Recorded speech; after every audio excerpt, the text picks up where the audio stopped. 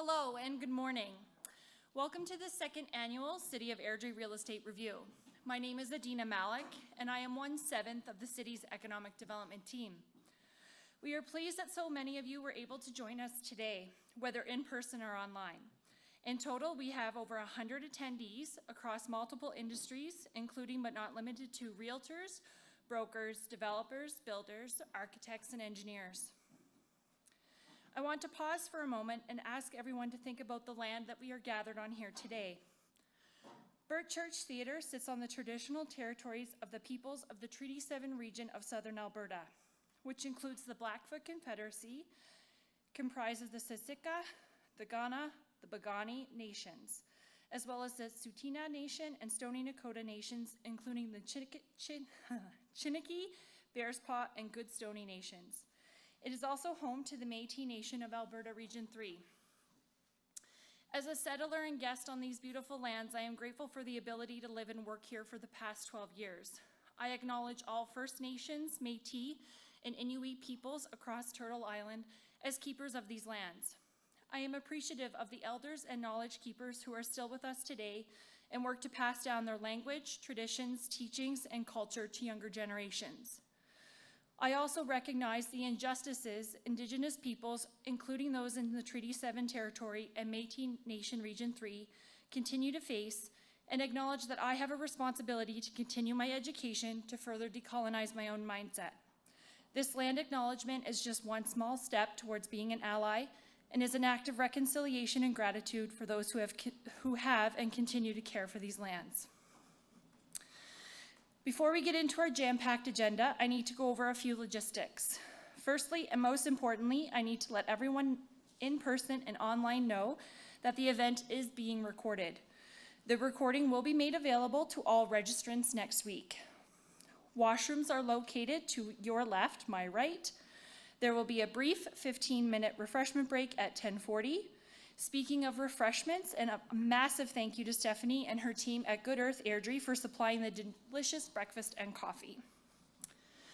In case of an emergency, we ask that everyone find their nearest clear exit. Exits are located to the north and south sides of the building, or the back hallway through the loading dock. I feel like I'm directing you on a flight. The muster point is the grassy area near Genesis Place, which is directly across the road to the north. Each presenter will speak for roughly 10 minutes. If time permits, the presenter will have an opportunity to answer a pre-submitted audience question or two.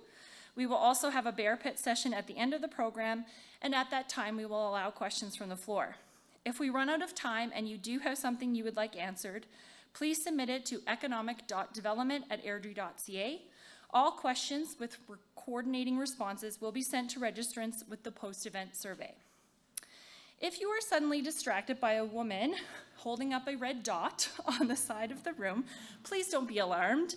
This is our lovely Economic Development Admin Assistant, Chelsea, who is helping me keep our presenters in line and our agenda on time by providing a 2-minute warning. A big thank you to Chelsea for all of her assistance with organizing today's event. She is the epitome of a Wonder Woman. Now I will quickly introduce some additional subject matter experts from the City of Airdrie that are with us today. As I call your name, please give a little wave for those in the room. Team Leader of Assessment, Val Cottrell. Is Val here? Okay, just joking, Val's not here. Team Leader of Engineering Services, Andrew Dormer. Municipal Energy Advisor, Joad Clement. Housing Policy Strategist, Jessica DeVries. And there's a couple of others that will be introduced shortly. Alrighty, to get things underway, I'd like to introduce you to a man I think everyone in this room should know, and if you don't, you're definitely missing out. Our Manager of Community Growth, Jamal Ramjan.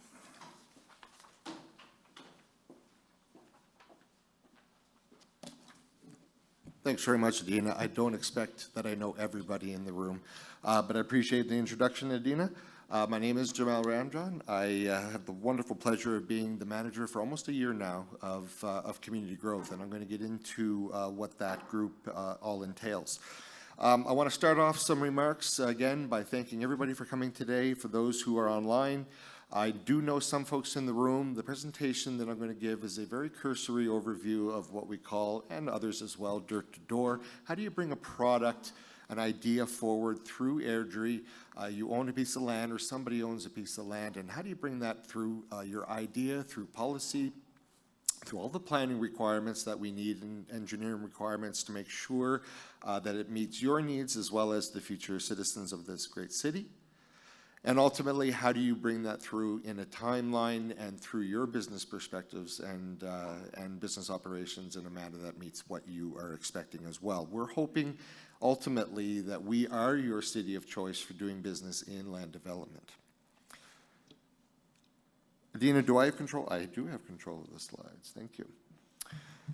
So in 2019 and 2020, the City of Airdrie's Community Growth Division facilitated more than 5,000 acres through long-range planning, while in 2021, we saw the division busy assisting our customer base with the next step in that process, neighborhood structure plans, or as we call it for short, NSPs. And again, from some of the faces in the room, I know you know some of this. Others, I'm hoping that it will be news, and you can ask questions in the over the course of the rest of the morning and, of course, onward as well.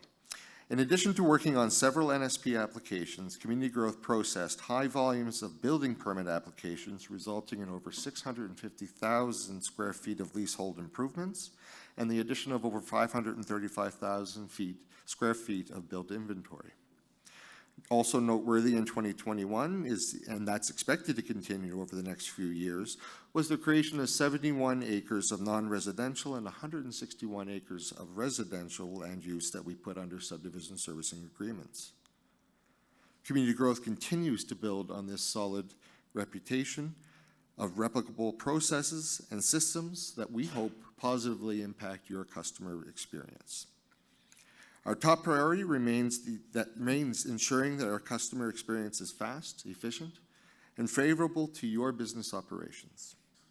In addition to the outstanding key performance metrics the city is currently achieving, there are several initiatives underway to improve your customer journey and your partnership with us, and the interactions that go along, including a centralized application intake team housed within this Community Growth Division. And that was implemented this year. I would like to first, though, take the opportunity to introduce the team leaders of each of the community growth departments who are dedicated to helping you along your journey. And I would ask that they please stand and or wave depending on their degree of comfort. Sarah Chamberlain, our wonderful team leader of economic development. Gail Gibo, our team leader of planning and development. Pertti Horkonen, our team leader of building inspections. And I see way in the back, Lisa McEachern, our team lead of community growth administration. Please be sure to connect with them if you haven't already during the break, and you can always get their information to be able to contact them later. I would like to now take the opportunity to provide you with a high-level overview of our dirt-to-door process for greenfield development in Airdrie. On your screen, and it's the banner on the bottom, is a simple diagram showing Airdrie's planning approval process. It is this system that brings construction from idea to occupancy as outlined in the Airdrie City Plan, which is, for those who work in other municipalities, our municipal development plan. Furthermore, greenfield land is guided by our 12,000 acres plan, which is a document that allocates the future of residential and non-residential land and the sequencing of accompanying infrastructure.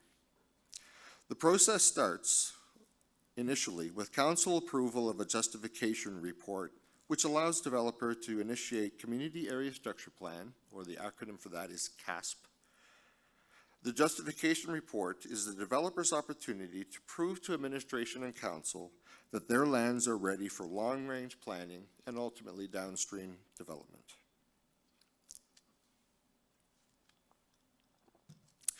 In that justification report, the criteria considered include the ability for the proposed plan to enhance the proportion of non-residential development, the fiscal implications of the development and assessment of short and long-term costs and risks to the city, the adjacency of proposed growth area to proposed types of development and services, and infrastructure capacity, including road and piped infrastructure.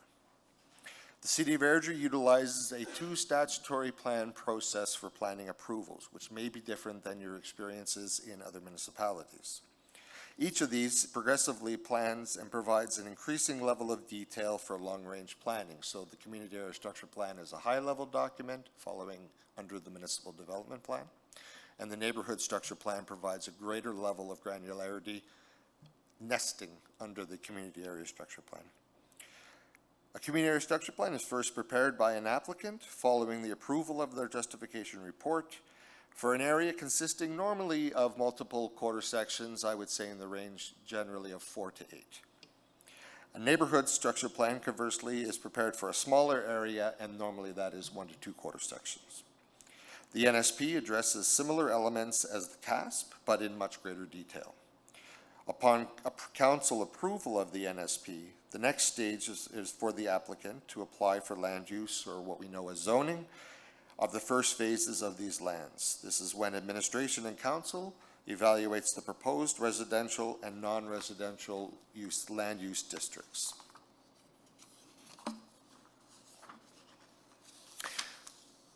Following approval of land use, and you'll notice I keep saying that word approval, we always hope it's an approval.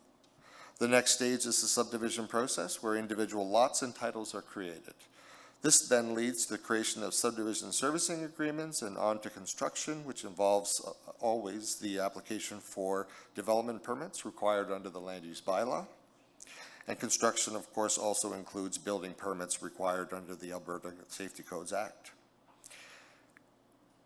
For what we would consider to be large master plan communities, that overall process can take from 3.5 to 4 years from door to door. And with that, I will pass the microphone, I'll leave the microphone and allow you to click. There is a question for me. So your question is, what are the 3 key focus areas of the Greater Community Growth Team?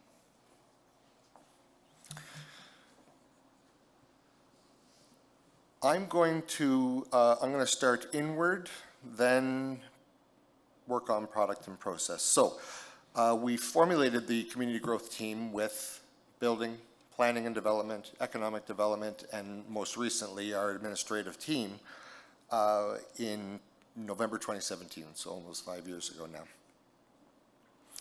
And as a lot of you can imagine, the governmental structure, any governmental structure, tends to be very siloed. And so one of the things that we have taken upon ourselves, and my predecessor, Stephen Utz, has just walked in the door, and so I applaud him for his efforts for 4 years. Now I'm taking up the mantle and trying to break down those silos. One of the ways in which we did that was in the creation of Lisa McEachern's group. But ultimately, if you look at idea to occupancy, I always like to say that you have economic development out there trying to generate business, trying to attract business, generate leads. Those are the ideas, and they partner very well with our industry players. Often, that information and those leads get passed on to the planning and building side of things. And again, I know that there's cumbersome processes that you've all experienced. My goal for this group and over the last year is to break down those silos so that you're experiencing a much more seamless flow, not dealing with departments for individual departments, but you're dealing with one division.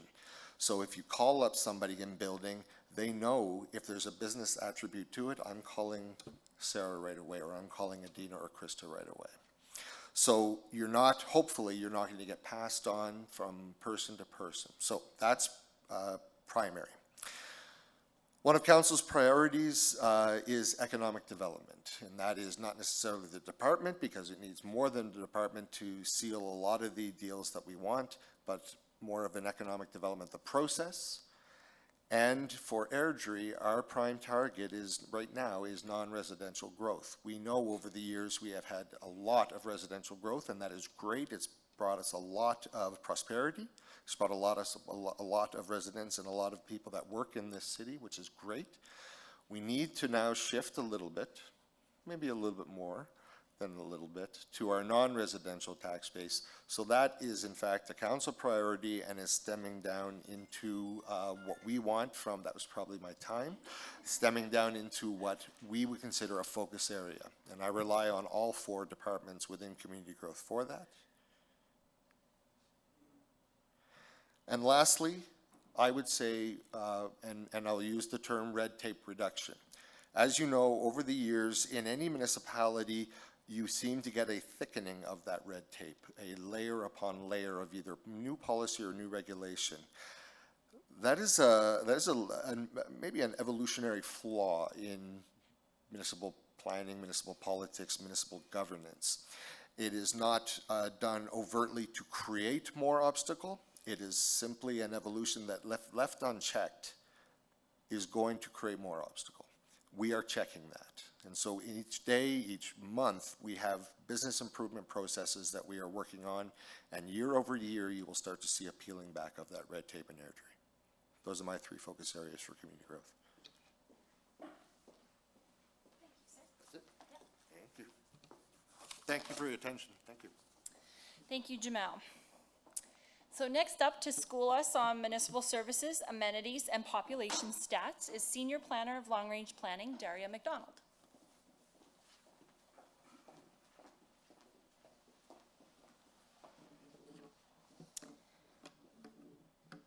Good morning.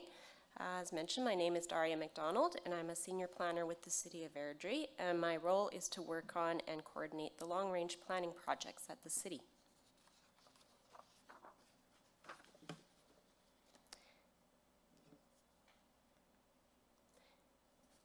And today, I'm going to give you a brief overview of Airdrie in terms of its historical development influences and boundary growth, population, and a general introduction to the municipal services and amenities that Airdrie has to offer.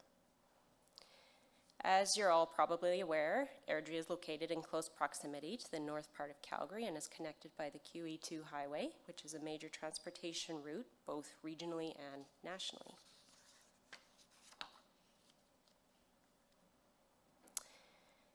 Airdrie gained village status in 1909 and began as a settlement around the rail station between Calgary and Edmonton. This area was originally intended to be Airdrie's downtown core, and interestingly, Main Street today was actually a secondary location for the downtown. The 1970s were a time of high growth with the construction of the highway, today known as the QE2. This opened up more development opportunities, and the city expanded to the east of the highway with residential and industrial subdivisions. Airdrie continued to grow rapidly into the 1980s and became a city in 1985. Further annexation took place to the west of the city with more residential areas, and the population only continued to increase. And this brings us to today. In 2012, the city undertook a large annexation of 12,000 acres to the north, east, and west of the city to last us into the next 50 years. The size of the annexation takes into account undevelopable areas such as wetlands and other areas of environmental significance.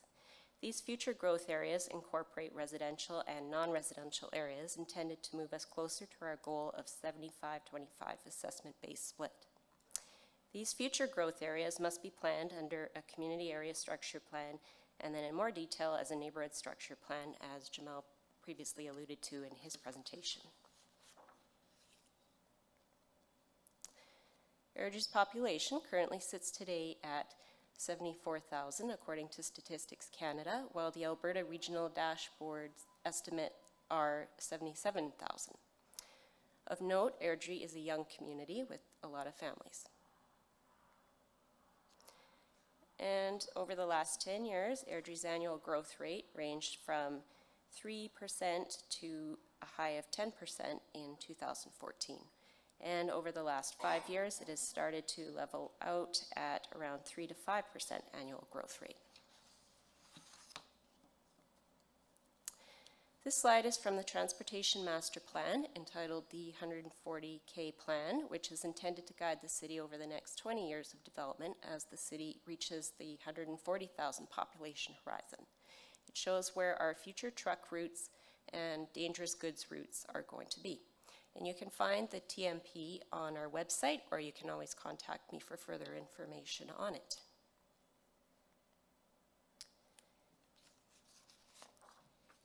And on the transit side of things, we have the Intercity Express bus between Calgary and Airdrie, as well as the Hello to Go service, which is an on-demand local transit service.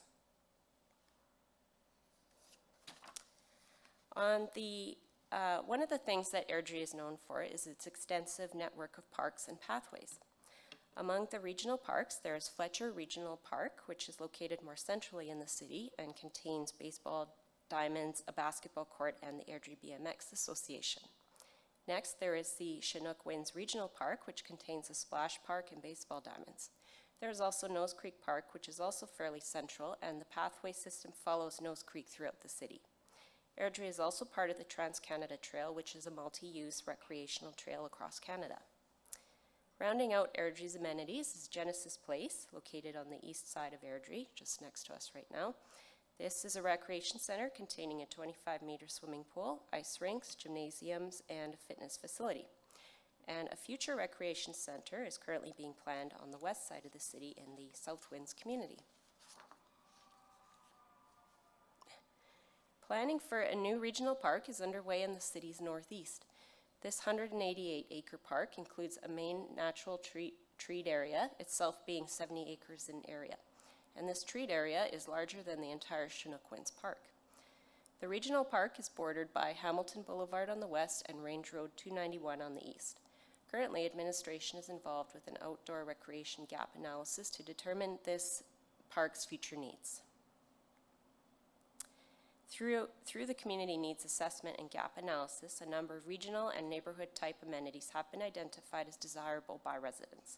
Some of these amenities could include natural trails, organized sports, picnic areas, campground, event shelters, and outdoor stages, just to name a few.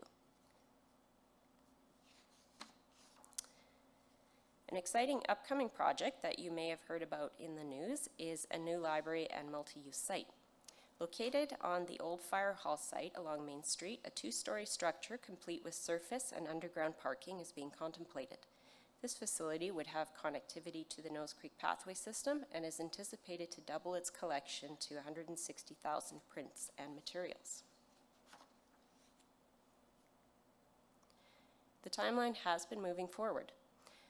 Planning is underway for the demolition of the old fire hall and clearing the site. Should all proceed according to plan, the new library facility will open in the first quarter of 2025. So there are a lot of existing and new things to look forward to in Airdrie, and there is a lot of information about these projects on our website, or you can always contact us at the city with questions.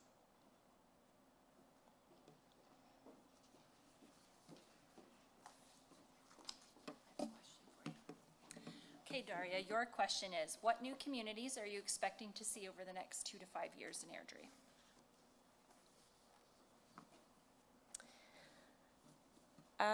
Okay, thank you.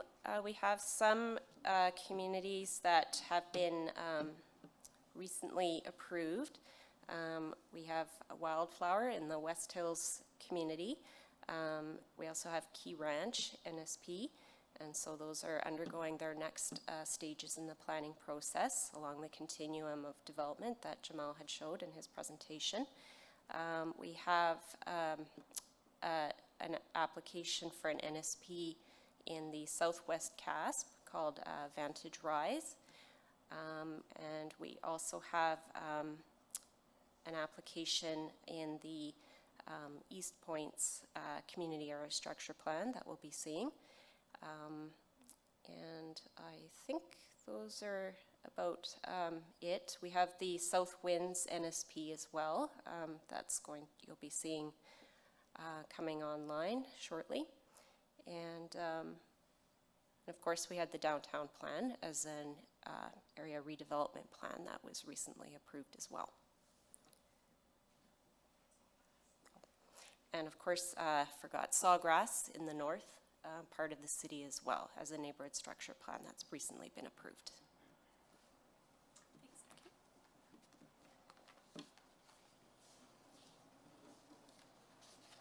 Awesome. Thank Thank you, Daria. So lots of exciting times ahead, lots of growth, new residents, new businesses. We're pumped. All right, next up is the guy that I encourage you to corner at the break and pillage with all of your taxation questions. It's our non-residential assessment coordinator, Mike Boyd.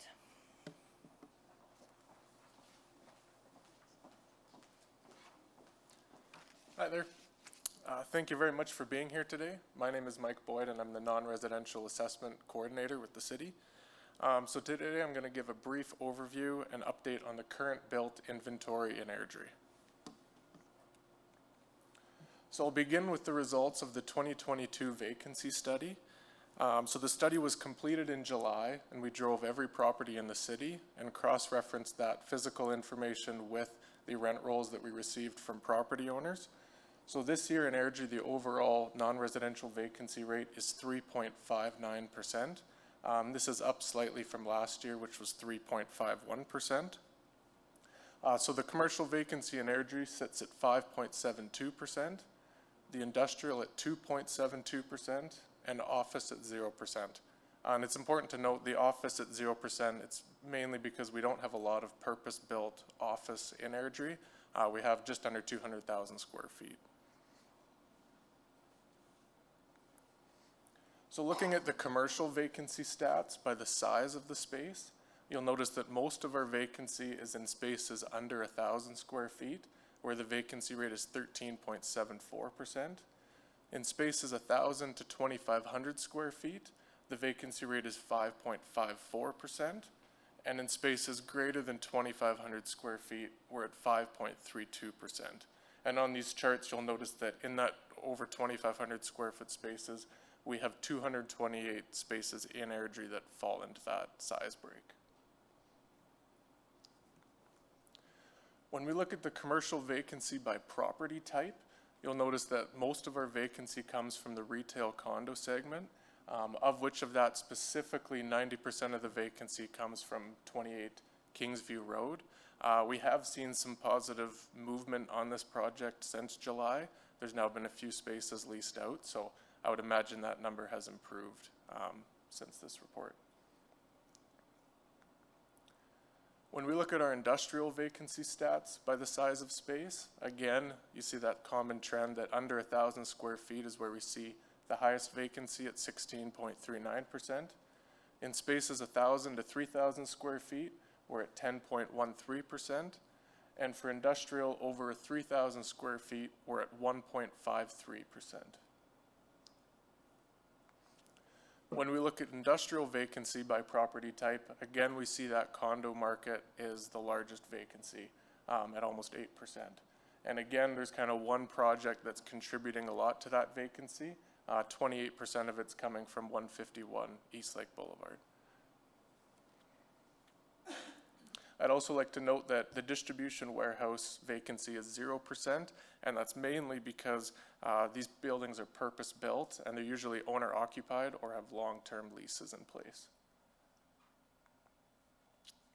So looking at the current built inventory in Airdrie, we have just over 6.5 million square feet of industrial space, just under 3.5 million square feet of commercial space, and just under 200,000 square feet of office space. So currently in Airdrie, 64% of the inventory is industrial. So when we look at what property types make up that inventory, 54% of the commercial properties are multi-tenant CRUs and 22% are standalones. The remaining is split between condo, restaurant, and other. When we look at industrial, 51% is warehouse space, 18% is condo, 15% is distribution warehouse, and 16% is other. And that other for industrial includes storage buildings, modular office trailers, and industrial office. So when we look at the 2022 assessment base, so the combined value of all properties in the city is $13.4 billion. Of that, $10.7 billion is residential, $1.7 billion is non-residential, 89.5 is linear and dip, which is designated industrial property, and 2.7 million is farmland. So council has a goal of a 75-25 assessment-based split, and we currently sit at 85.24% residential and 14.76% non-residential. So how does our ratio compare to some neighboring municipalities? So again, Airdrie has 14.76% non-residential compared to Red Deer, which is 24.9%, and Lethbridge at 20.38%. So I think it shows that that goal is a good goal and something that we still have room to move towards. So when we look at how that ratio has trended over the past few years, we have remained fairly stable except for the past 2 years. And that's mainly due to the atypical increases we've seen in the residential market compared to the more stabilized growth in the non-residential market. When we look at the parcels in Airdrie, over the last 7 years, Airdrie's seen a 27% increase in parcel count, and we're averaging just under 4% a year parcel growth. For 2023, we're forecasting that number to be around 2%. So again, we're almost at 31,000 parcels by the end of this year. And I want to highlight 2 properties for today's presentation, that being the Costco distribution facility and the TransCanada turbines factory. So the Costco distribution facility sits on 58.72 acres of land. The building size is 428,000 square feet, and the 2022 assessed value was just under $46 million. So that puts the assessed value per acre at $783,000, and the annual property taxes per acre at just under $11,000. When we contrast this to TransCanada turbines, they have about 12 acres of land. The building size is 226,000 feet, and the 2022 assessed value was just under $23 million. So for TransCanada turbines, the assessed value per acre is just under $1.9 million, and the annual property taxes per acre is just over $26,000. So TransCanada turbines generates 142% more property taxes per acre. So this is one of the main reasons why mega warehouse developments are not always best for the city from a land absorption and tax revenue perspective. While facilities like Costco do offer jobs and brand status to the community, they also consume large tracts of land that would otherwise be filled with smaller developments that would yield higher property taxes per acre. So the type of development that Airdrie attracts moving forward is going to be key to ensuring we get the most out of our non-residential lands. And also, to put in perspective, a typical commercial development generates around $60,000 per acre in annual property taxes. So when we look at Airdrie and the asset value by owner origin, you'll notice that Calgary has more national ownership than Airdrie, and Airdrie still has a large number of local owners. And on this chart, foreign ownership typically refers to US ownership. And when we look at the asset value by owner type, one of the biggest differences is the institutional money. So that's coming from hedge funds, banks, insurance companies, and pension funds, where Calgary has quite a bit more value from that ownership group. You'll also notice that the private investment portion of the pie in Airdrie is 62%, whereas in Calgary it's only 21%. That's my presentation. Thank you.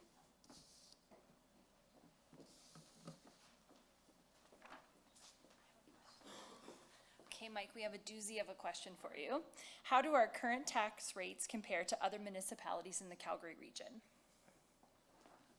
Well, I would encourage everyone to go and check out our snazzy new website, because we do have some great information on there. So yeah, if you go under the taxation portion of the website, we have a lot of great charts and information comparing Airdrie's residential and non-residential tax rate to other municipalities.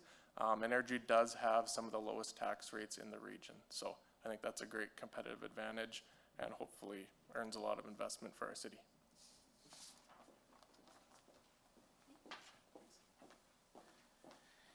Thanks, Mike. He always likes to put a good spin on the numbers for us, one of our favorite guys at the city. So next I'm going to turn it over to someone that's joining us virtually from beautiful British Columbia. Hopefully your weather is a lot better than ours today. The Director of Market Analytics for CoStar Group, Paul Richter. Hello. Yes, thanks very much for having me. The weather outside here isn't as good as I had hoped. I've actually got someone blowing wet leaves with a machine. So I'm sorry if you could hear that in the background.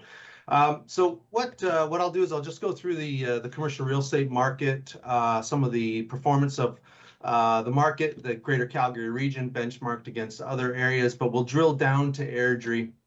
But using Calgary as a benchmark, and we'll drill down to Airdrie and some specific market dynamics that are taking place and the forecasted estimates for going forward. But next slide, please. So what we'll do here is just quickly go, next slide, thanks, is who is CoStar? Quick little commercial. We track the real estate markets across major markets across Canada, throughout the US and Europe. We have lots of employees, lots of brands, and a lot of users and traffic to our webpage. So next slide, please. All right, and we'll move on to the next one if you don't mind. So we gather information from a variety of sources, including a lot of researchers that input data directly from brokers and owners. And we also receive data feeds from other providers. So if you go to the next slide, please. And some of those providers are Alberta Land Titles and the City of Calgary, among others. So if you want to click through to the next slide and the next one. Thank you, that's great. So the office market, let's just start there. We'll go office, industrial, retail, and then multifamily.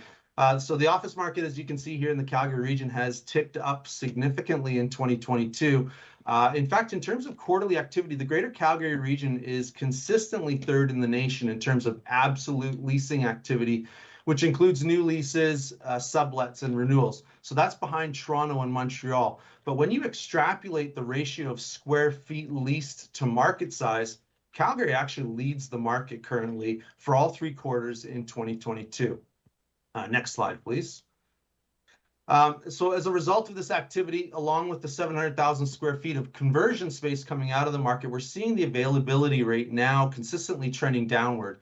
So this chart includes office properties, governments, which includes government space, space occupied by Alberta Health and Services, a lot of owner-user space. This is the entire office universe in the Greater Calgary region. So if we remove the government space and we remove Alberta Health Services space, our availability rate is obviously much higher, more so in the 20% range for the entire region and higher still for the downtown market. Next slide, thanks. So the Calgary region is forecasted to see some significant growth over the course of the next year. The 8% rental rate growth may be a bit aggressive, but we're anticipating rent rate growth that the market has not seen in many years. So I've put the estimated inflation line at about 5%, and that's the average inflation that we've seen since the start of 2022, combined with Bank of Canada's forecast of the 2% goal by the end of 2024. So in a nutshell, it appears that the Calgary region may be poised to see some contribution from the office market in terms of hedging inflation rates that are now trending downward. Edmonton and Vancouver are expected to see market rent growth as well, with Edmonton joining Calgary as the only market trending upward. The Calgary region's expected bump in rental rate growth is a great opportunity for a market like Airdrie, especially given the commitment outlined in June 2022's downtown revitalization plan. To have a well-established community like Airdrie be so far along in a revitalization plan as this growth cycle starts is a pretty enviable position. Next slide, please. So Airdrie, isolated out of the region, shows how affected the market is to the overall drivers of the region. So as mentioned on the previous slide, we anticipate healthy rental rate growth in the quarters ahead, but that really does depend on the progress made in staff returning to their offices en masse. So in that regard, based on a vitality index, as well as Google Analytics, it really appears that the Calgary region is a two-sided tale. So comparing national urban markets, Calgary leads the way in terms of a return to office measured at about 50% of pre-pandemic levels, with transit use up to 75% of pre-pandemic levels. Now, for suburban markets, Calgary is one of the laggards at 20% return to the office. Now, should the market gain momentum in terms of a return, markets like Airdrie will have a much longer runway, benefiting from a more extended run. So with a bit of luck and some planning, let's hope that momentum isn't lost due to possible future COVID variants. Let's move over to industrial, and we can click to the next slide. Thanks. So the Calgary Regional Industrial leasing activity is on a downward trend, but that's the result of less availability. In fact, vacancy for the Calgary region has come down by 60% since the start of 21 and currently sits at 2.5%. Next slide, please. Now, in terms of space under construction, the Calgary region leads the nation in total industrial space under construction, the equivalent of 5% of its inventory currently underway. So this is a bit of a wrinkle here. However, of the just under 9 million square feet underway, 40% is attributable to 2 Amazon warehouses in the Dufferin area in the southeast of the city of Calgary. Now, that said, Calgary, as well as its surrounding municipalities like Airdrie, and which has been highlighted earlier, have a far better track record of turning around development permits than Vancouver. So I expect to see the light blue portion of the Calgary bar turn darker blue a heck of a lot quicker than those in Vancouver. And the story of the Calgary region eating Vancouver's distribution lunch is going to gain even more momentum, and it's really gained steam in the last year and a half. So next slide, please. Now, overall, and quite obviously, Rocky View County and the southeast of the city of Calgary, where Dufferin and Point Trotter are located, lead the charge in terms of development in 2022 and 2023. What I see here is a slightly gradual increase in the Airdrie activity over the years, with a real opportunity to develop supportive industrial uses to cater to the significant development that we're seeing in areas like Cross Point and High Plains Industrial Park. Now, nearly 10 million square feet has been or is being developed or built out in Rocky View County between 21 and 2023. And that presents a real potential opportunity for small to medium-sized businesses, privately owned, to expand and grow their contract businesses from the Airdrie market. Next slide, please. So as you can see here, the industrial vacancy rate has plummeted, as I said earlier, from 7 to 2.5%. Now, what is shown here in the fourth quarter is the delivery of a bunch of space that isn't spoken for. Now, let me put that in a different way. A huge delivery of space is coming to the market, which has not yet had a tenant declared. I am certain that much of that spiked blue bar is spoken for. So once that space releases, we'll reevaluate our data points for the tenancies, and we'll see vacancy rates remain in the sub 3% range with little to no decompression throughout 2023. Next slide, please. Now, relatively, Airdrie is a smaller submarket, and the resulting supply and demand vacancies chart is spiky. Now, however, Airdrie, like other submarkets of Calgary, has seen significant declines in vacancy over the course of the last 2 years, and we expect this to continue. That big blue spike that you're seeing in the first quarter of 2023 is the result of a purpose-built building that is already spoken for, but was not reflected as so in our data until yesterday. So I submitted these charts, I think, late last week. So that ultimately, that vacancy spike will be gone, and we'll see continued vacancy compression in the Airdrie market until further space can come online. If we move to the next chart, this is a chart that I presented last year, and I was lucky enough to present here. And this was the state of the market 1 year ago. Airdrie and Edmonton were still seeing industrial rent rate losses, while the greater Calgary market was only flirting with positive growth. We can go to the next chart, please. So a year later, and times have changed. Airdrie leads both Calgary and the greater Edmonton in terms of rental rate growth, with 7.4% improvement on rates from last year. Montreal, Toronto, and Vancouver are posting some very hefty rental rate growth, but that isn't sustainable, and they are already trending downward with smaller amounts of growth, but growth nonetheless. With the state of the Alberta industrial market, combined with many tenants choosing both urban and suburban Alberta markets like Airdrie for expansion, we expect to see rental rate growth in Airdrie and the Calgary region to outpace the Vancouver market in terms of percentage growth in the not so distant future. I'll just quickly, next slide, please. I just want to quickly highlight a fantastic success story. This is a really great example of development taking place in Airdrie, as well as the absorption of that space even before construction has completed. The building is roughly 2/3 spoken for, with a few more months of construction to go. The lower picture there is just from a few weeks ago. We expect this will very likely be fully spoken for before the end of the year. We'll move over to retail. If you can go off to the next slide, please. And the leaf blower has just presented himself right outside my window. So a moment. So the retail market is one that underwent some significant changes in terms of space preferences once COVID came along. So we're starting to see only now mall space is beginning its recovery in the last 2 quarters. Now, what bodes well for markets like Airdrie is the overwhelming performance for neighborhood and strip centers. The chart here is for the Calgary metro region as a whole, but does a good job of illustrating that while demand has slowed, that preference for the open air formats is contributing greatly to the retail recovery. So open air malls never had to deal with that full building shutdown, and this has apparently been on the mind of retailers as they look to ensure their businesses maintain operations during potential future shutdowns. Next slide, please. So Calgary leasing volume in the region has had a tremendous run in 2021, resulting in far less space being available in 2022. And that said, 22's performance has still been consistent and strong, and a fantastic indication of retailer sentiment in the greater Calgary market, even as economic headwinds become increasingly more present in terms of consumer spending and disposable income. Next chart, please. On this chart, I included the fourth quarter of 2022's Airdrie's numbers, as we've already seen 16,000 square feet leased at the former Shopper Drug Mart at 804 Main Street. I tried a couple times to try to get the tenant from the broker on this one. I failed. I think we'll get that in 4 to 6 weeks when the deal's cooled off a little bit. But in all, 2022 has already had the best year in the past number of years that CoStar has been tracking the Airdrie market. Next slide, please. And a lot of that success has to do with this building, another success story in the Airdrie market.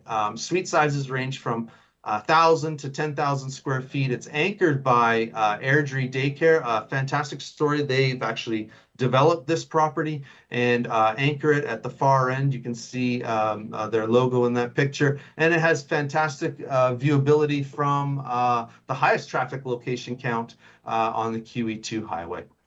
And let's go into the multifamily next chart. This wrapping up here, the multifamily market, net migration numbers in Calgary and specifically Alberta will be a huge driver to absorption of any new space that is coming to market.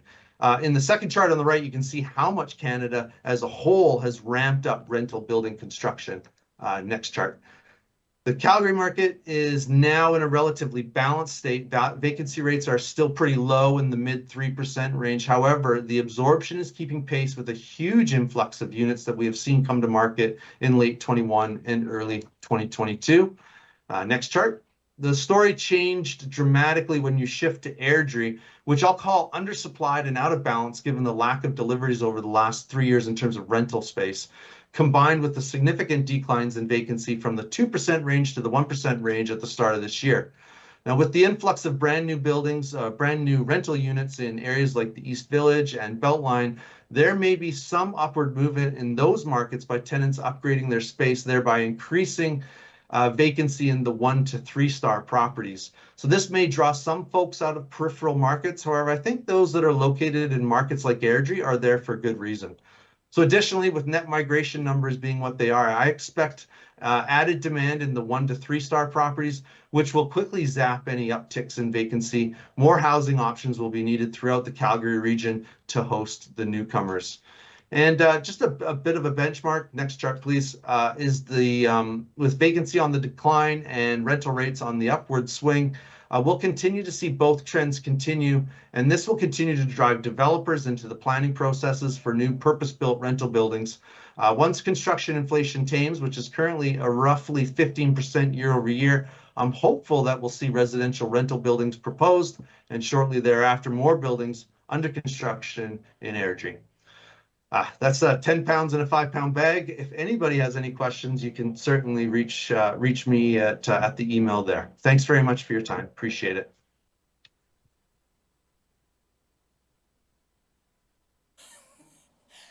Thank you, Paul. That was a fascinating presentation. So before we move into our refreshment break, I have a fun fact. So you may have been hearing a lot of noise throughout the morning. Bert Church Theatre is actually a joint use space with Bert Church High School. It is our largest high school in Airdrie. There are 1,274 students there this year. It's a great partnership that the city has with a shared agreement with the school division for use of this space. And the school is known in the region for their drama program. I just thought they were super pumped about our new library and multi-use space, but I could be wrong. Anyways, we'll head into a refreshment break for the next 15 minutes, and then we'll welcome you back at about 10:50.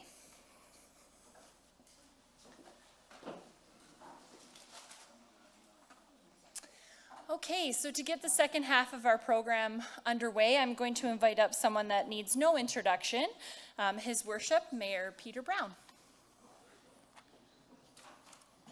No.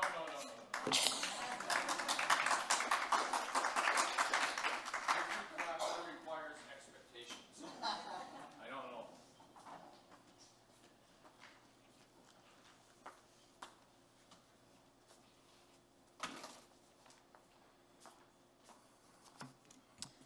I'm going to hold this if that's okay. Good morning, everybody.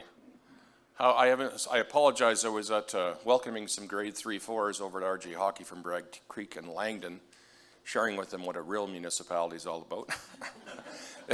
I'm just kidding. The teachers got it, but anyway, and if you're watching from Langdon or Bragg Creek, I'm just kidding. First of all, I want to say thank you for being here, number one, but thank you for your investment or in future investments in our community or past. If you're not here, you should be. There's very few municipalities that operate like we do, which is accessibility. You get answers when you need them. It doesn't always go your way, but at the end of the day, we're flexible, and it's, you know, I won't speak for the big cities, but I know when you're dealing in larger centers, you can't see the mayor or the manager of planning or the director of CAO's office and call and have a meeting. You can here, or get a hold of your counselors.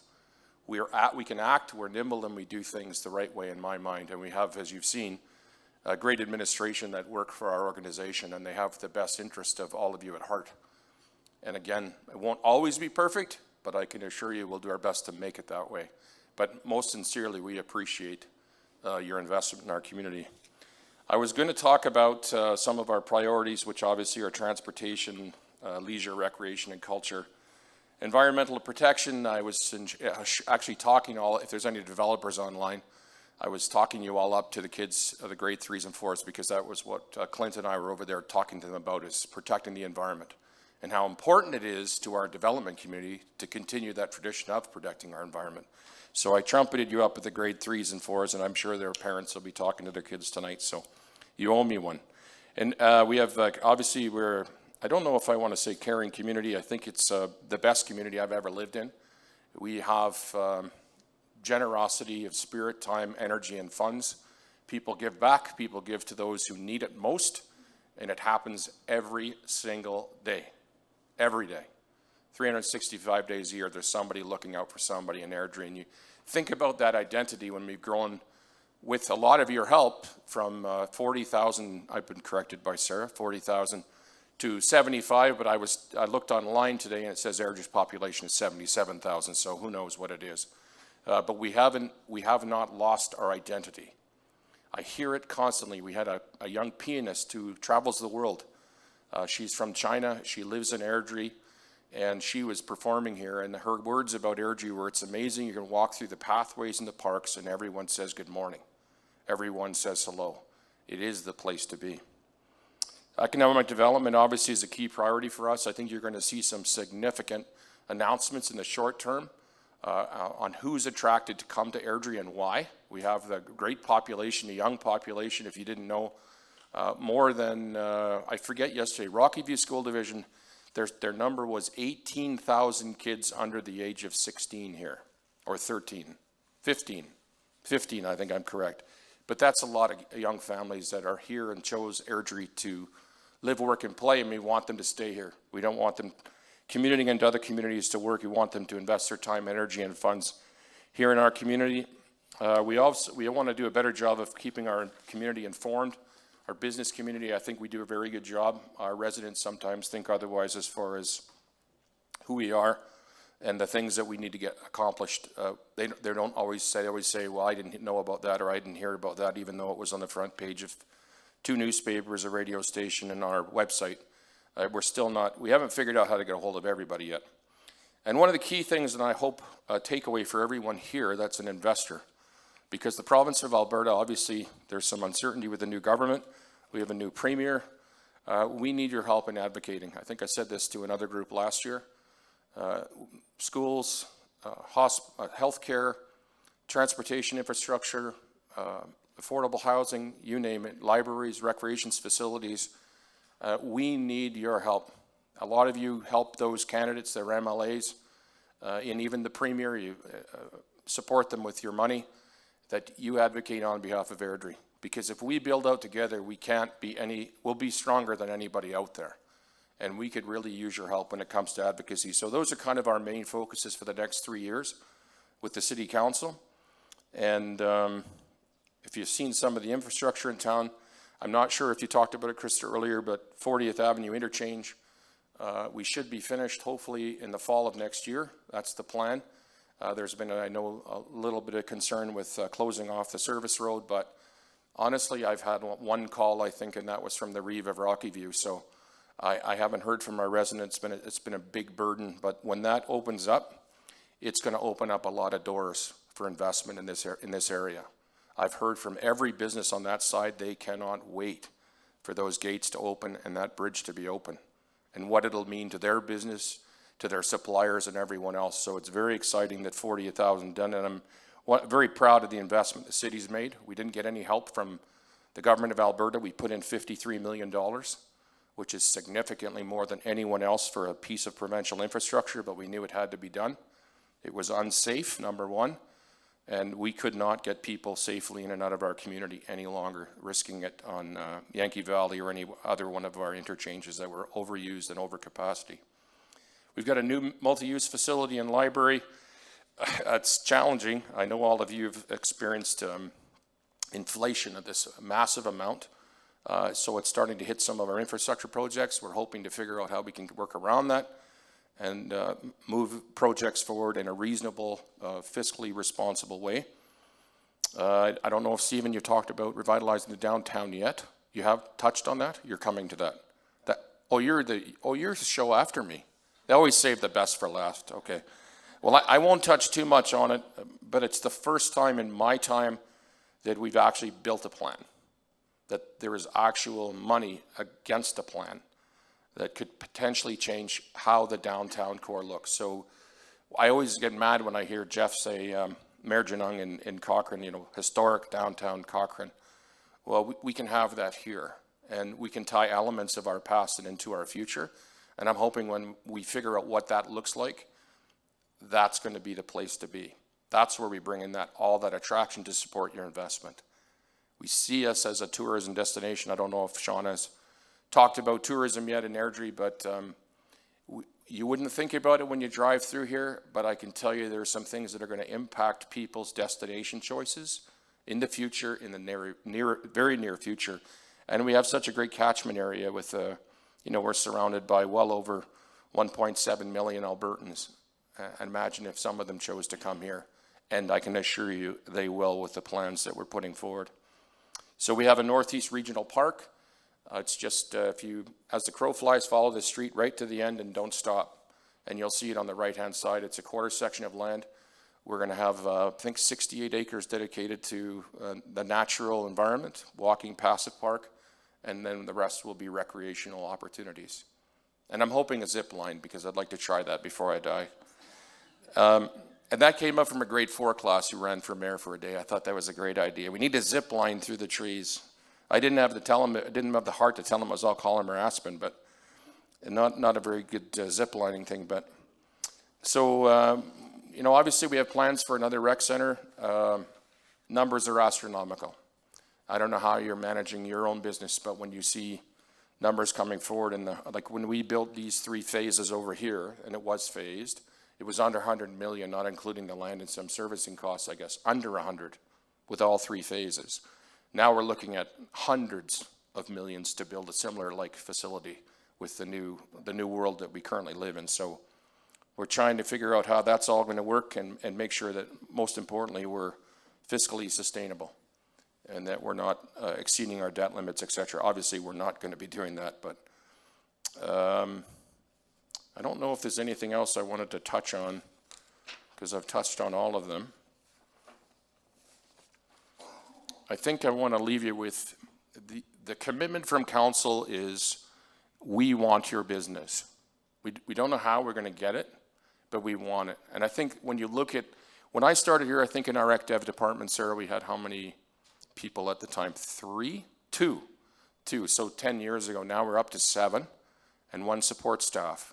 So you can see the commitment the council's made in making sure that we're doing it right. We are not a community without your investment. We can't get support. We need your help. We're thrilled that you're here. And from my perspective, and I'm not always certain that our staff love when I say this, but I'm available. I can meet with you, make a phone call to my office. I can connect. What I always prefer is that I bring an expert with me, whether it's in planning or economic development or whatever the key issue is we're talking about. But if there's issues, and I've heard this before, oh, I'm worried about, going to the mayor or council and getting blacklisted and all this other stuff.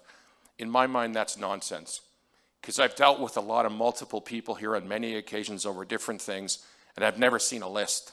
And anyway, if it was a list, I'd probably be on it, to be very frank. So at the end of the day, we are accessible, we're available, and we want you to be successful.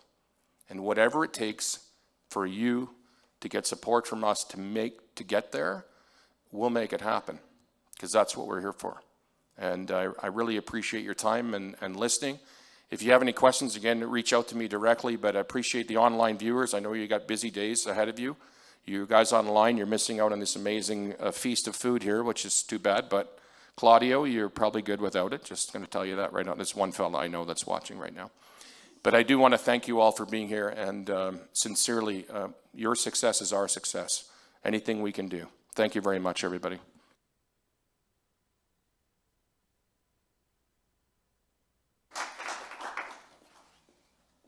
Thank you, Mayor Brown. So on to our next presenter. We are very fortunate this morning to have representation from the province's Crown Corporation Invest Alberta to share with us an overview of Alberta's competitive advantages. I welcome Manager of Investment Attraction, Yulia Marcinkoski, to the podium. You got it.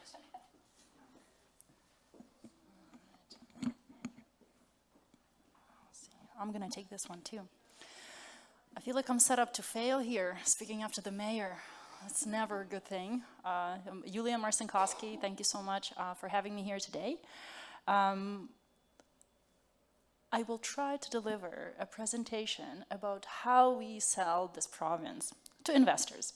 And it's kind of a tricky one because I, first of all, don't like to say we're selling it, because I think we're just helping them uncover all the beautiful things we have, and then they come here. So maybe not so much selling.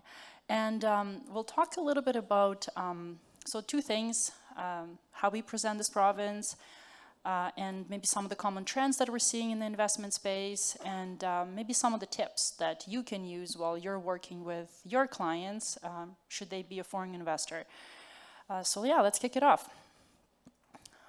What we do, I'm not sure if you're familiar, but Invest Alberta is a Crown Corporation, and our mandate is to support and bring out high impact, high investment to the province. And we do it in different ways, and it doesn't necessarily mean that we bring in those hundreds of millions of dollars of capital investment here.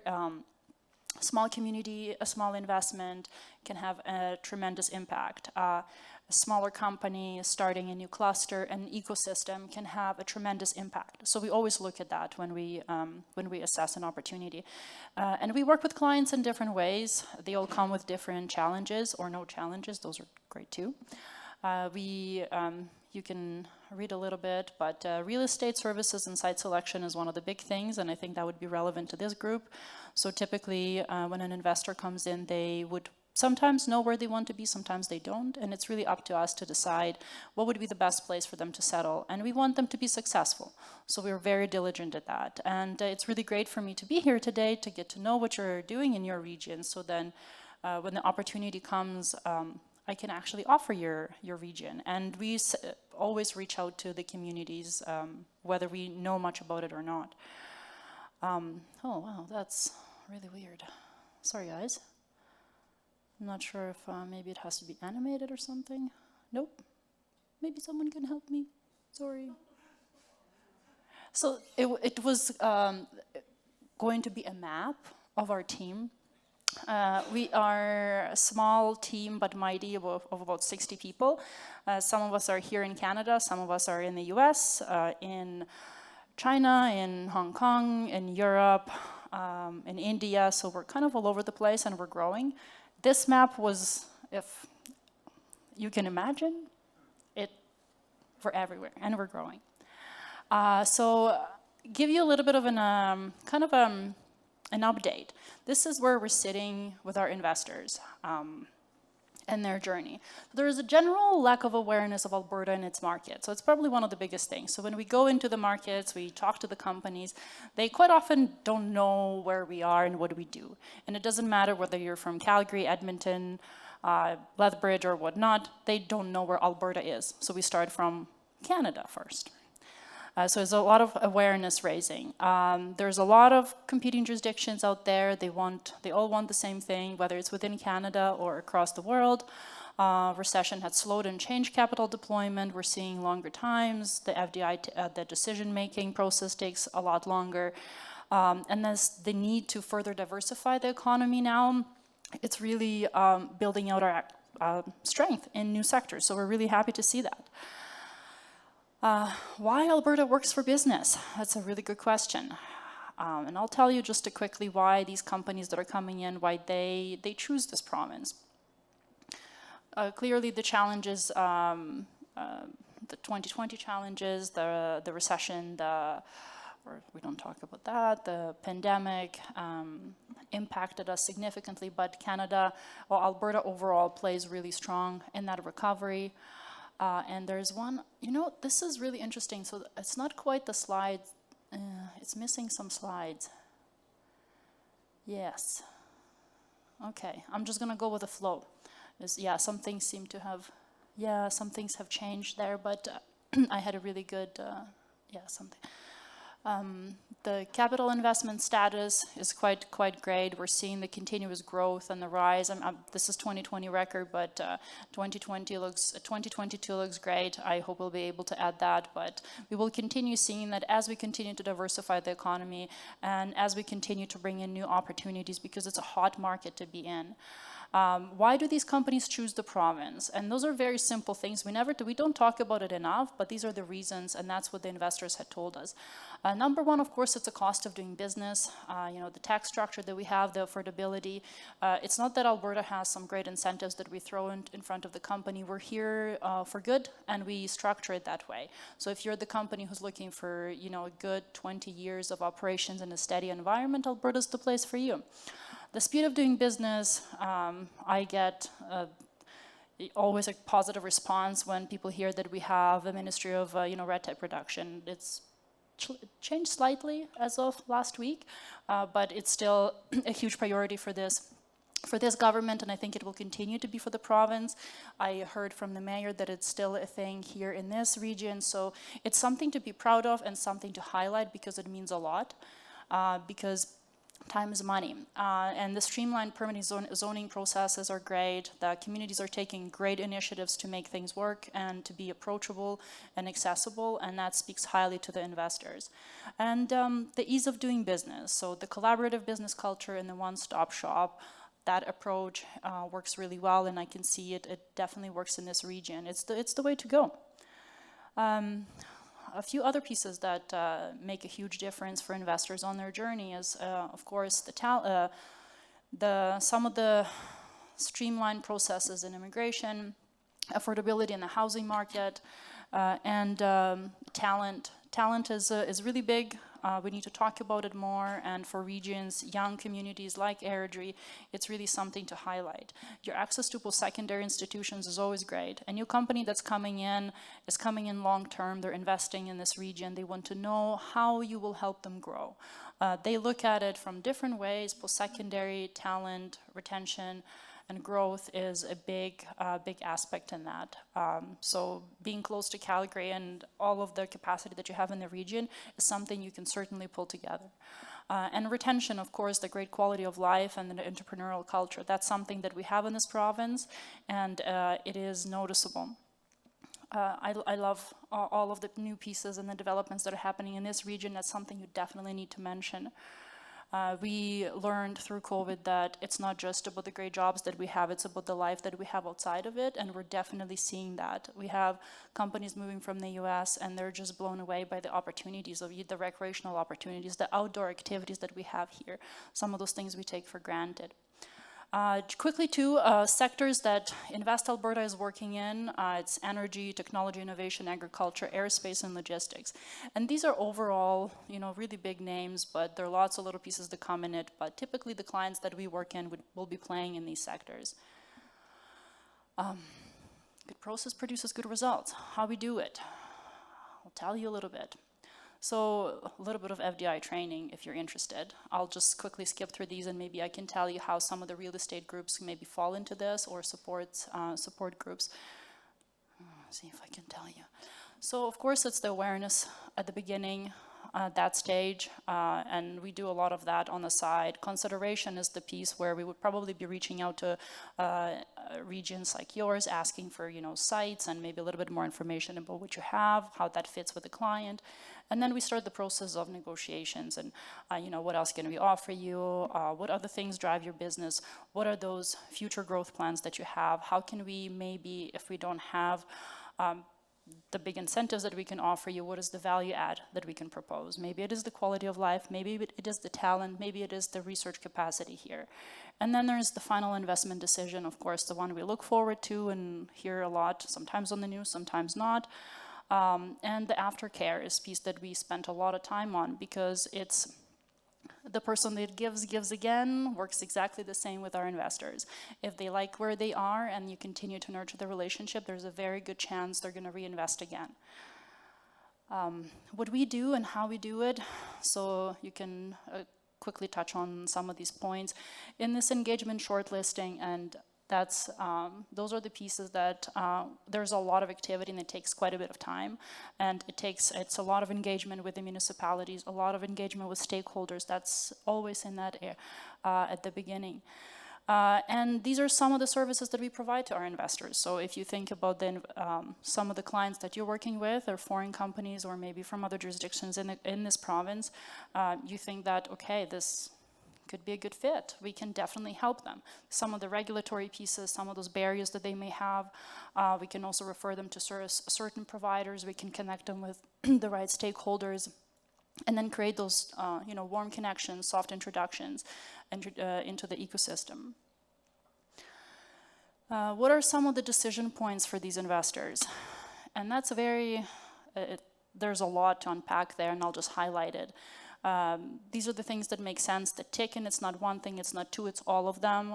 It's the order that may be a little bit different depending on the company and depending on the sector they are working in. So labor, of course, availability and the cost is huge. Connection to markets, transportation, so that's your infrastructure, access to roads and rail and airports, depending on the company. Real estate availability, what do you have? Is it brownfield, greenfield? How long does it take? Is it ready? Is it shovel-ready? What does it look like? Do I still need to put services in there? Those types of things. Utility options and the cost is huge, and I would like to add renewables into that. Probably should be a second point because it's always a question. And it's really important, and it speaks highly of the community if they know this really well, because your utility providers are your best friends quite often. And then the other two, and they're at the bottom, but that does not diminish the value. Community, the quality of life, and regional partnership. And I wanted to pause on the regional partnership a little bit because one of the most important things that I've noticed now working with the clients, they like to see the collaboration in the community, not necessarily just within your particular city. It's outside the city, it's in your county, it's in the neighboring counties.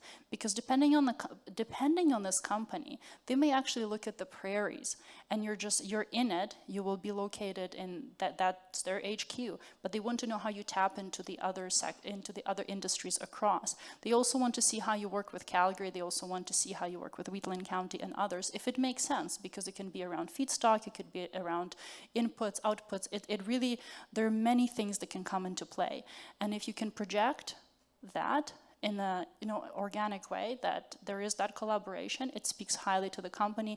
They want to be there because they know they will be welcomed and they will be treated that way. So there is opportunity for them to continue to be nurtured and grow here. And incentives, we don't typically put those out on the table at the beginning because that's a slippery slope. But the companies want to know, and if you have a good idea what your region offers, that's great. Is it a structure, tax structure? Is it around equipment? It's good to know. And then, of course, us as an organization that supports that as part of our service, we're happy to connect and link them into whether it's federal or with certain different incentives and grants. But it is always a question. So these projects and their themes. This is just the common themes that we are seeing across the investments that are happening in the region, and I just wanted to share that with you. So, of course, environment, sustainability, governance is probably one of the top, and I have, I think, a stat around that, some like 89% for decision makers, that is a deciding factor. Technology-driven, they come here because they want to expand into North America, and they look at Alberta as a safe landing pad. So they will launch their business here, and then they will expand into the US. It's a great way to do it. We're happy to be that starting point for them, and there's a lot of credibility to be here and to be growing in this province. We can continue to build on that and use it as our advantage. Forward-thinking management, of course, these are the people that they know what's the next best thing. How do you know that you fit in with that? They're cluster-focused. They very rarely want to be isolated on their own, which speaks to the point of you need to be collaborative. You need to grow your partnerships. We can win together over and over again if we work together. And scope and impact, of course, they're best in class. They're the net zero and the biggest in the world. It's just what the new trend is. So I just really briefly, I'll tell you target audiences, as we did a bit of a study, and I'll give you a sneak peek what some of these decision makers are, what drives their decisions, what they are, and how they like to work with us. And I think the slides will be shared with you so you can review it later, but maybe you'll find it useful when you work with your clients. So capital investors is one of the groups that we work with. They have their own styles of work. We have our senior decision makers and their common themes. It's interesting to see what type of markets they like to research, the awareness level, where they think Alberta is and what they can do, and then as well as the entrepreneurs. So that's these are the risk takers. I like this group. And what drives their decision making? Oh yeah, it was 88% ESG. I was 1% off. So growth, financial opportunity, of course, lifestyle, attracting talent, ease of doing business, and ESG. I love having the percentages of how that is 100% in a company's forward-thinking future plans, and you are in this community helping them make it happen. So you always have to think about that. And if we were to circle back to what helps drive decisions, what are the important factors? And then you go back to these numbers, to the decision makers, the ones that decide whether the project will go or not, and that's important. So we can't undervalue those pieces. And when we talk to the companies, they tell us what they think of Alberta, and those are the things they think. We're bold, we're adventurous, we're hardworking, ambitious, and problem solvers. Those are really great qualities. We get the job done. Top 5 characteristics, and again, make it happen attitude. Thriving and stable economy is huge with instability that's happening in the world, in Europe. we are a safe place to be, and we should be proud of it. It's okay to talk about it. Young, educated talent, we have stats to back that up. And we're a great place to own a home, raise a family, start a career in a business. You know, those advertisements going on around other provinces, magic is happening. And welcoming communities and collaborative business culture, it is seen, and we do hear about it, and we should talk about it more. The font is really off, it's really strange, but the one thing you will get out of this presentation, I hope that I like sports quotes. But we can win together we can't win together if we don't work together. And what I'm trying to say around this is we're in this together as a group. It's not just us as an investment attractions agency working on it. It's not a municipality that's working on bringing new business. It's not a real estate agency that's looking to fill space. All of us are working together, because if we collaborate together, we're much smarter, we're faster, and we continue to win. And we win once, we can win again. And over time, we'll get better at it. So how do you talk to your clients? You tell the story. That's what we do. I hope that you'll be able to, using some of the information that we've shared, we'll be able to tell the Alberta story, the Airdrie story, because it's not just about the numbers, it's about the feel. What does that feel like to be in this community? What do others think? What do businesses like mine that are already in the community think about that? How would that look for me? So success stories are great. We use them quite a bit, and there are different ways to position them. I'm not going to talk about them because you can read about them. You probably had heard some of the announcements, but it's really about, it's all of the storytelling that has really led to this positive decision. And we're happy to be part of that. The main thing is we listen what the company has to say, we ask what are their decision drivers, and we try to understand how we can solve it, and then we talk. We try to reach out to our partners in real estate, we try to reach out to municipalities, we reach out to the government, policy decision makers, and we see if we can make it work. These are some of the companies that we've now are calling Alberta home because we've worked with them. And it's an impressive list, and the list is much bigger.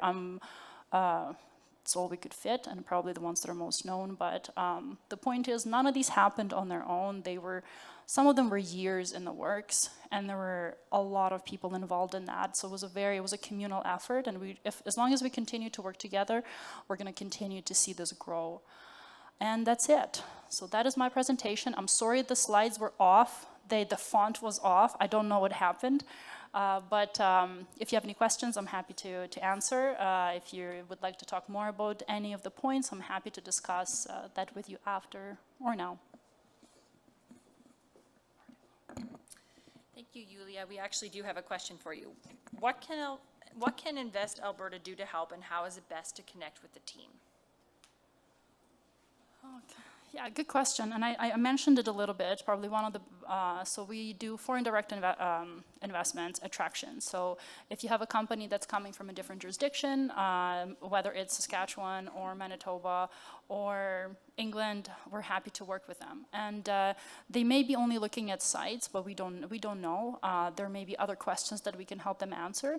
You can reach out to us. If they fall into some of those sectors that I talked about, like agriculture, technology, energy, aerospace, logistics, reach out to us. We may be able to assist them. We may be able to answer some of the questions that they have, and maybe they haven't felt comfortable asking a service provider. So we're happy to do that. And the services that we offer, of course, it's that, the regulatory pieces. We can explain them how we work and operate here.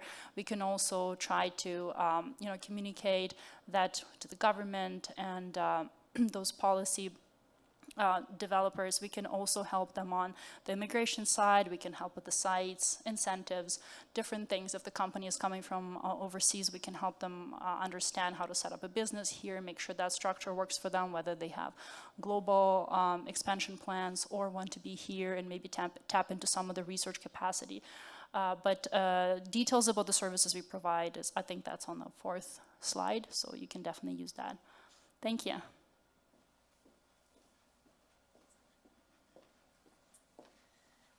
Thanks, Yulia. As we like to say at the city, we know investment attraction is a marathon, not a sprint, so we appreciate everything your team brings to the table. Up next, I want to introduce my colleague, the brain behind this event and master coordinator of the city's annual growth report, Economic Development Officer, Krista Sanders. Hello, thanks for coming. Thanks, Adina. So I'm Krista, Economic Development Officer with the City of Airdrie. I'm one of 7 passionate teammates whose work is guided by Airdrie's economic strategy. Economic development categorizes our work under 3 work plans: the visitor economy, business development, and investment attraction. We are an integrated discipline. However, my prime focus is within the investment attraction space. So, like our consistent population and explosive construction growth, our business community has experienced noteworthy gains. We've seen a 24% increase in business licenses over the past 5 years, and a 36% increase in overall employment during that same time period. So you've heard these numbers and you'll hear them again. We have 3,100 businesses, 19,000 jobs, and a workforce of approximately 47,000. I'll take just 2 seconds to let that sink in. Airdrie has an exceptional talent pool that feeds the Calgary region. From an investment attraction perspective, our talent, coupled with our city assets and amenities, are increasingly valuable resources to businesses ranging from startup to scale up to relocation and backfilling and everything in between. But I digress. While that is yet another very important part of our overall value proposition equation, today is meant to take a deeper dive on the geographical dispersion of our population, employment, and non-residential inventory, which was showcased in our 2022 growth report.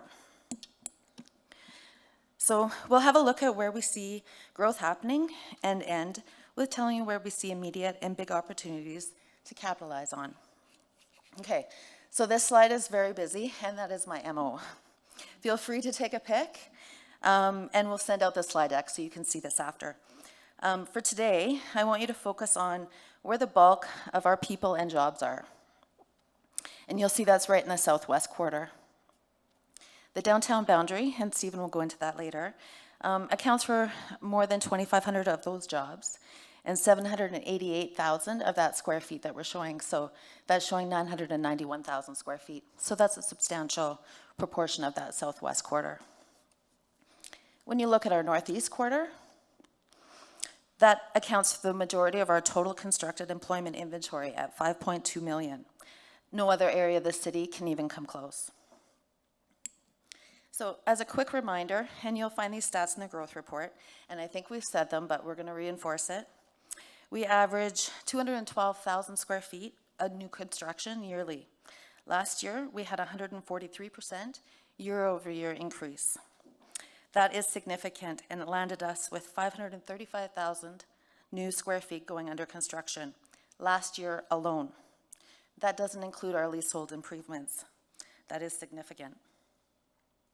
So, where are we going in 5 years?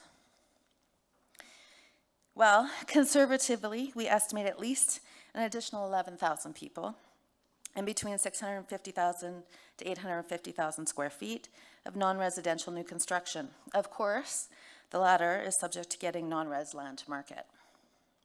These are very conservative numbers. If you remember back to Darius' slides, it shows we easily grew by 13,000 to 14,000 people from 2016 to 2021. Today, our forecasts show a population estimate of almost 110,000 by 2032, but reaching the 100,000 mark by 2030.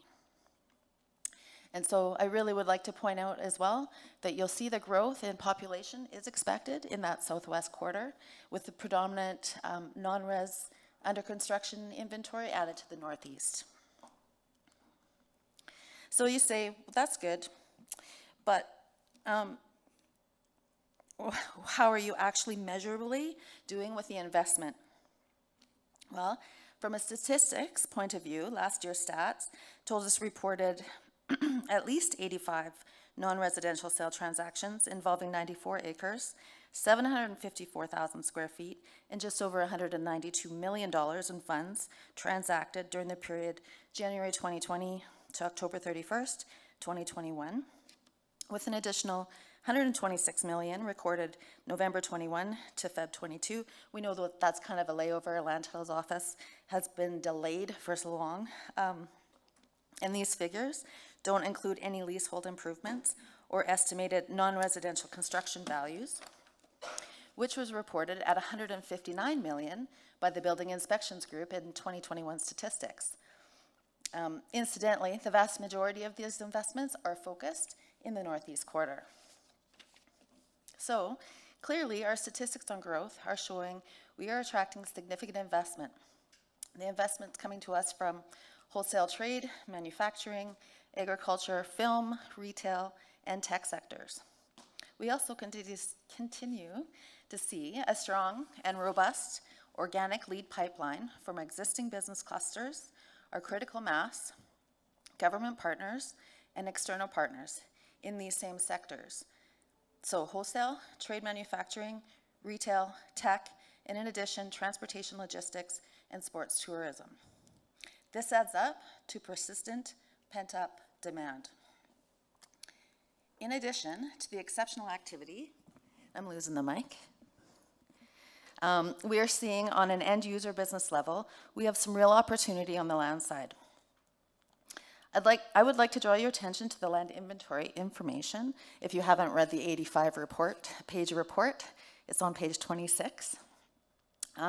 This is the land inventory information, which identifies not only that we are very low in serviced non-residential inventory, but that we have a significant gap in shovel-ready land. So the way I do that equation is this gap plus pent-up demand equals market opportunity. Today, there remains an opportunity to get neighborhood structure plans, as Jamal went over earlier in this event, get that in place for roughly 550 acres of industrial, approximately 100 acres of commercial, and mixed use. So, our department has been working with landowners in 2 areas of the city, at least. I'll just stick to these 2 for now. These first 2 are 2-quarter sections in the East Point's CASP area, with more than 300 acres of employment lands that are imminently serviceable. This area has city-led statutory planning in place. Just one of these quarters could accommodate more than 5 million square feet of industrial space, almost doubling what we have currently. I do believe we have a representation from the landowner here today with us in person, so don't hesitate to hook up with them later.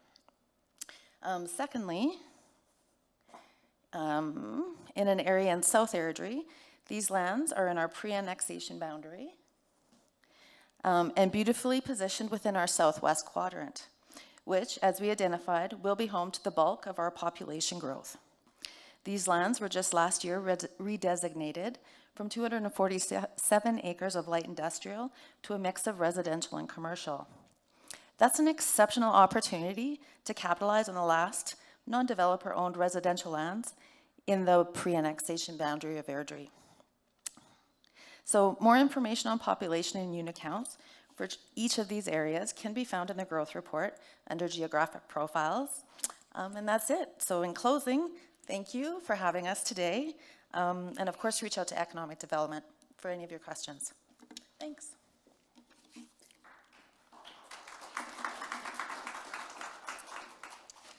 Okay, Krista, we had an attendee question for you. An attendee is interested in the current residential absorption rates analysis by housing type, family type, and income level. Go. And that's such a good question, and we did see that come in from the floor, so we were really pleased to get it. For now, I could only just direct you to the growth report. Look at our permit rates. We do have historical information in there. And from there, we will take that away and work collaboratively to try and produce some outstanding information in that regard, because it was a really good ask. We just didn't have that specific tied together, but we'll produce it. Thank you. Great job, Krista. Thank you. So now I'd like to introduce another colleague of mine. She looks for ways to bring other people's money to stay in Airdrie. Our Tourism Development Officer, Shauna Quinn. Hello, thank you so much. So my name is Shauna Quinn, and I get the fun job at the city doing tourism and visitor economy I've been at the city now for 4 years, and so has tourism, because I was able to start up the portfolio, which was just a great way to start a new job. So when we think of Airdrie, we don't necessarily think of a tourism destination, so that's why we usually use the words visitor economy. And looking at the visitor economy, it's the different ways we're attracting people's money to the city so it can stay, and even if they don't. One of the things we did just in 2021 is I took some information from all of our, some of their willing hotels with their guest lists and just looked at the postal codes and the number of nights that people were coming to visit and created this heat map so we could really focus on understanding where people are coming from and even talking again to the hoteliers why they're coming here.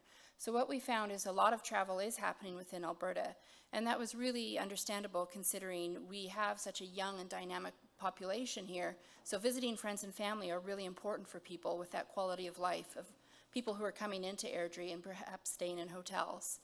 The other thing we noticed was for any of our residential realtors that people were moving here and staying for 30 days or more in our hotels, mainly from interior BC and from Ontario.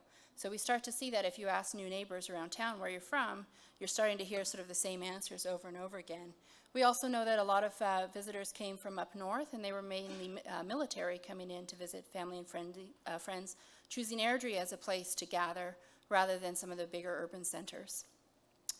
So that was one of the focuses, and then we were also able to do our marketing out to some of those destinations to keep sort of the circle of people coming through and realizing that people were using Airdrie as an affordable kind of crossing point when they were coming from the east and over into the Rocky Mountains.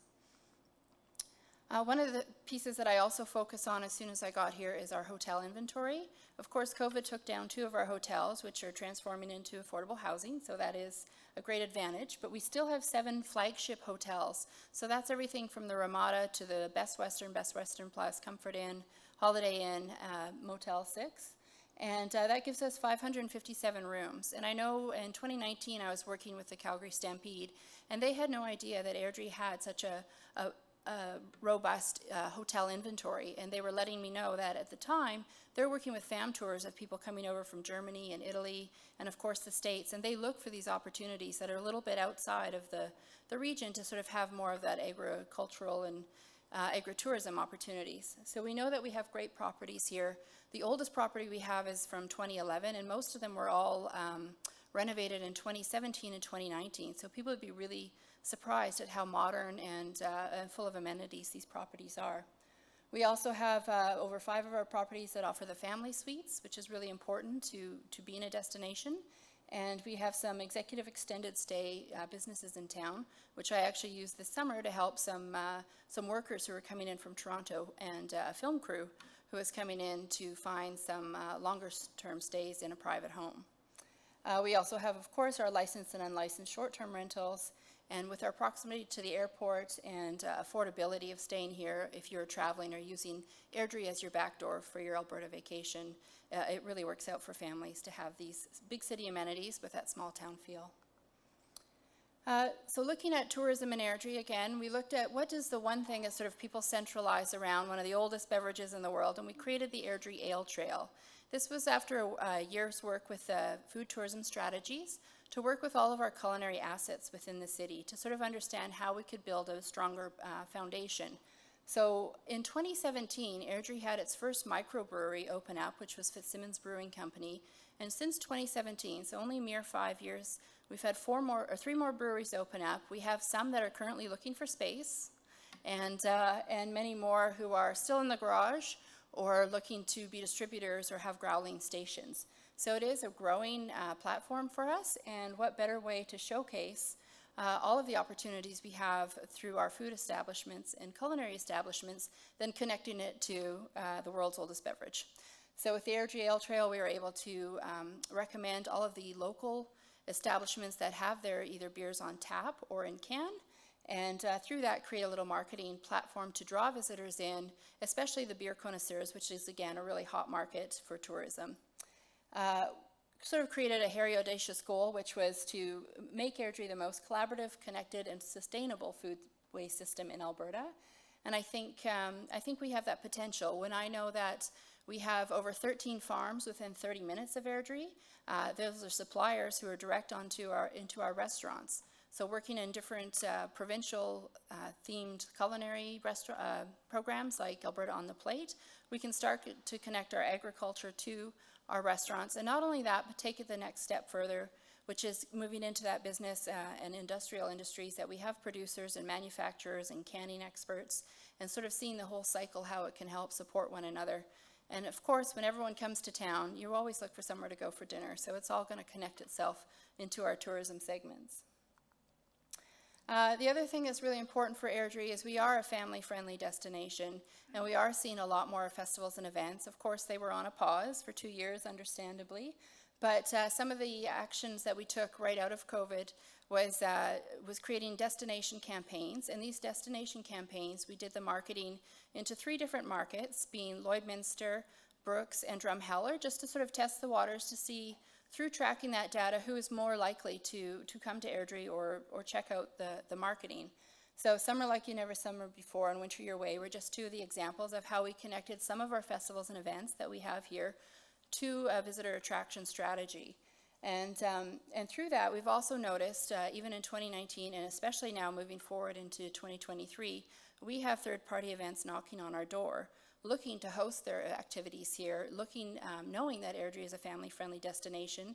So for example, we have a 5K foam fun run, which is a national event that'll be here next summer. We also have a new group I'm working with, Zulu Challenge, which is a kids, warrior type thing. And they want to be in Airdrie, and their other markets are Calgary, Edmonton, and Grand Prairie. So Airdrie is becoming really relevant to a lot of these markets wanting to be here in the festival event markets. Another passion of mine was working with film. So we had, recently we're developing our film as an indie film incubator.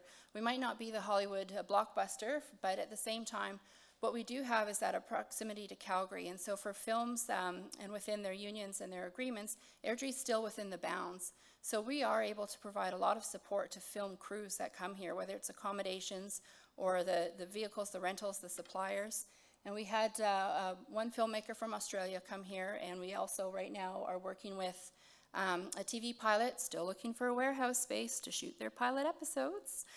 And we have another seed partnership showrunner that we're looking at with an 8-episode Airdrie-based TV show that would go into Nature Networks. And so we've got a lot of these film students, low-budget productions or indie productions who really just need space. They need sublease, they need 1-month rent, they need big empty warehouses that can be dark and quiet, that they can just move and build a set into and create some masterpieces that then can grow that industry here. And again, that does attract a lot of opportunity, even with the one film crew. Although they couldn't find a warehouse space within Airdrie available for their shoot, they did have their crew stay here, and they did hire people from Airdrie, whether it was carpenters and accountants and caterers. So there's a lot of opportunity to keep growing this with the support of some commercial space to house these temporary facilities. One of my favorite, of course, is focus on sport tourism. So we are as well, Airdrie was very successful before the pandemic of hosting the last provincial mega kind of event with the Airdrie Alberta Winter Games in 2020. And since then, we've had a lot of attraction from private sport investment, knowing, of course, we have a lack of facilities and amenities to keep up with our growing population. This is really exciting for us. Most of them are looking for land or for lease to create new opportunities here. And I feel sport tourism is on the rise, and we will see a lot more opportunity of growing these back to circulating events of all levels, from very affordable to high level, high elite performance. And finally, the other focus we've been working on last year was a fishing event, just for fun, really, because we do have a sustainability and opportunities here in Airdrie with our Nose Creek Pond. But we did notice as we were going through our business inventory that we do have a lot of, almost like a regional hub for our RVs, whether it's sales, parts, services, but not only that, but you've got your boats and your props and your kayaks. So that outdoor leisure market, although we might not have the landscape for people to enjoy, we are the back door for them to pit stop here, get what they need, and head off for the wonderful Alberta to explore. So this is another area for 2023 that I'm looking to grow because we do see a lot of interest. And even from that tiny little fishing event we did on a Sunday afternoon, having the Calgary Outdoor Sportsman Show come right to Airdrie to take a look, having sponsors send us a check to do it again. I think this has got a lot of opportunity for a lot of the businesses we have, and we do see a lot of expansion happening with some of our, especially our RV groups. So that's it for tourism, and it's really exciting, like I said. It's a lot of fun, and but we need the partnerships with everybody to help find the space, to help open up the doors for new attractions and amenities and grow our tourism assets. Thanks. Thanks, Shauna. So I think you might have covered this, but maybe something else will come up. What specific tourism-related activities is Airdrie investing in that will attract new residents? I think obviously for attracting new residents, a family like mine, I was a born and raised Calgarian, so it took a long time to be convinced to move to Airdrie. And then having 3 busy children between the age of 8 and 13, I think anything that improves that quality of life, which is why it's exciting to work on the work I do. I think looking at some of the sport opportunities, whether it's going to be spectator sport opportunities or affordable family attractions, things to do with your family to create that space and that time, so you can still commute to Calgary for work if you are, or your families are busy. I think that's going to be really important for residents to feel that they can have that same quality of life in a small town feel and reconnect, and multi-generational. So opportunities, whether it's festivals and events that attract, from grandparents taking their kids to the fishing events, to families just being a part of something more than a bedroom community. Thanks.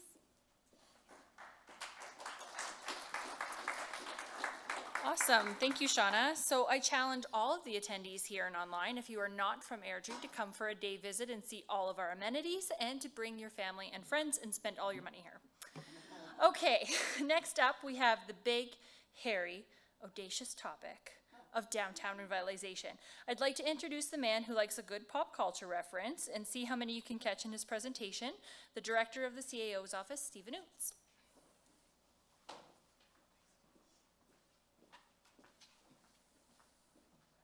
Well, thanks, Adina.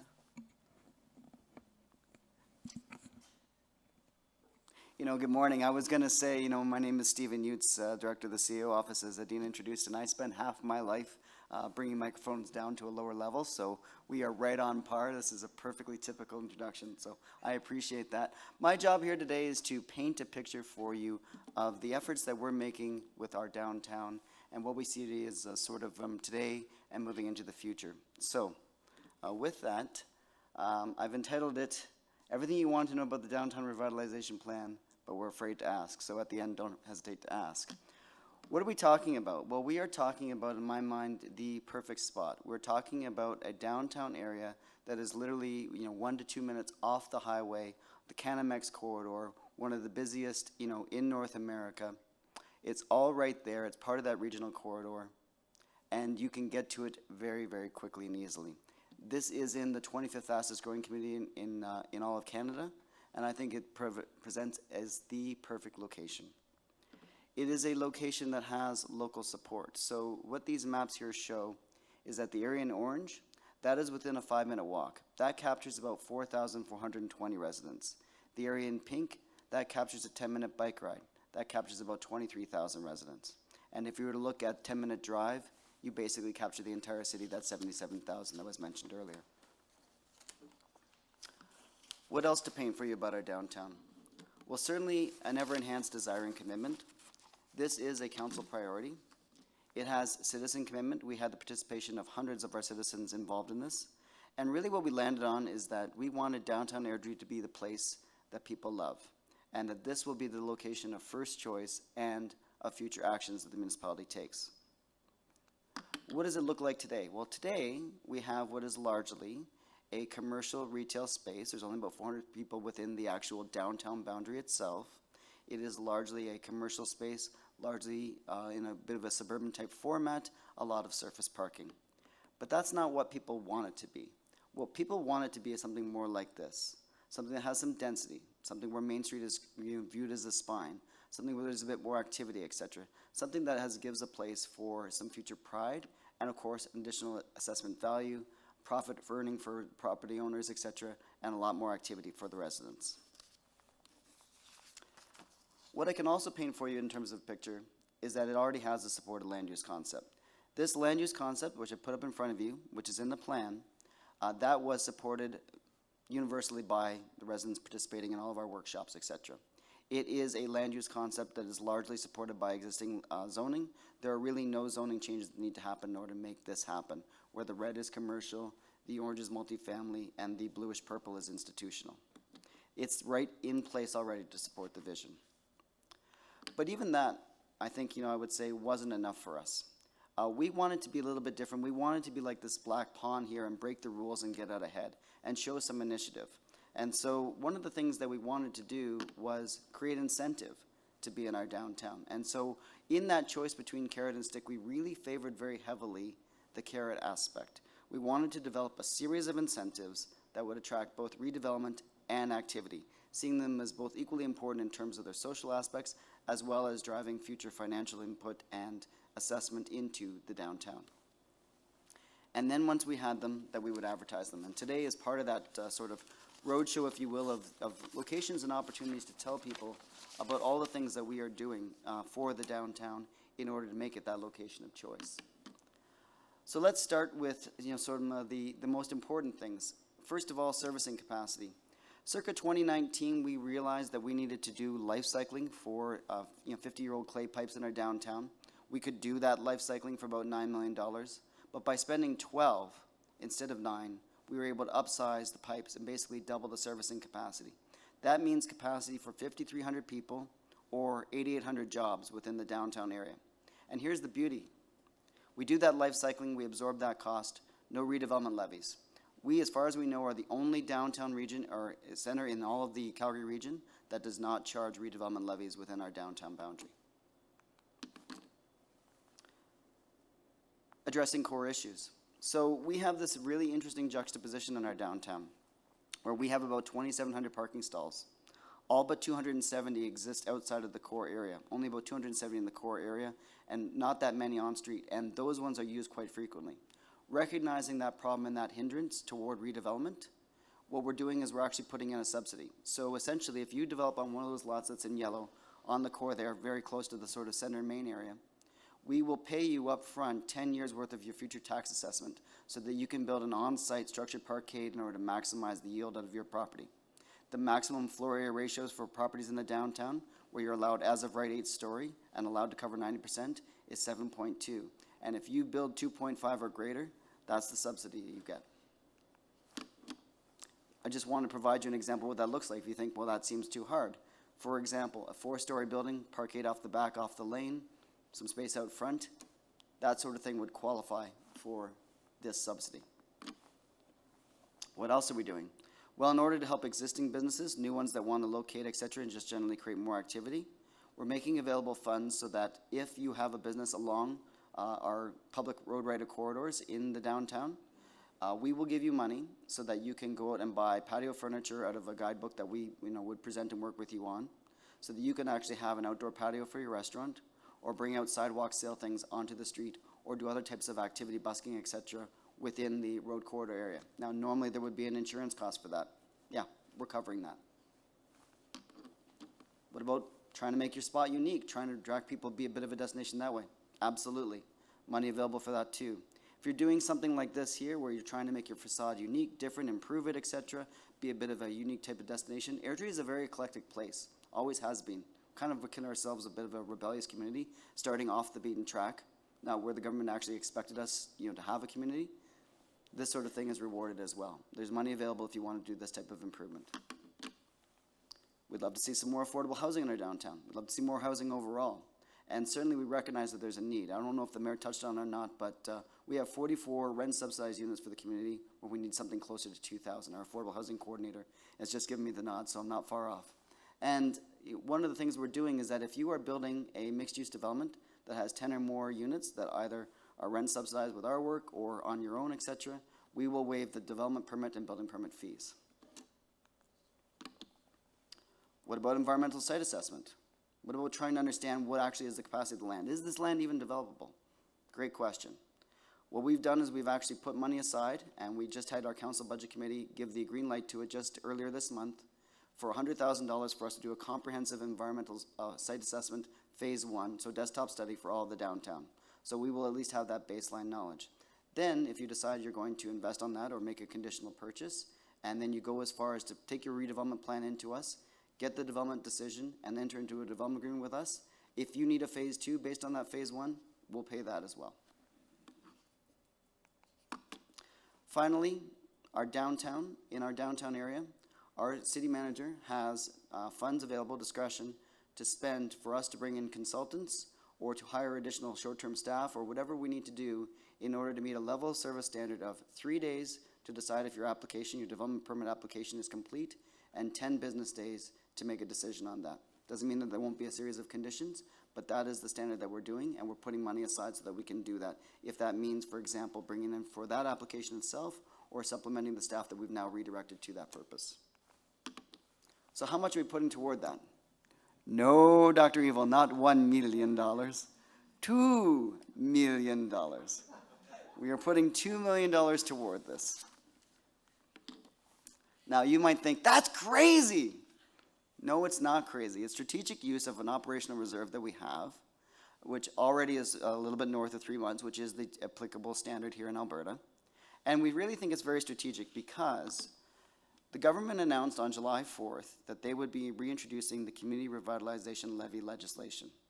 And what that does is that legislation redirects provincial funds for anything that you bring in above your baseline value in which the plan is adopted.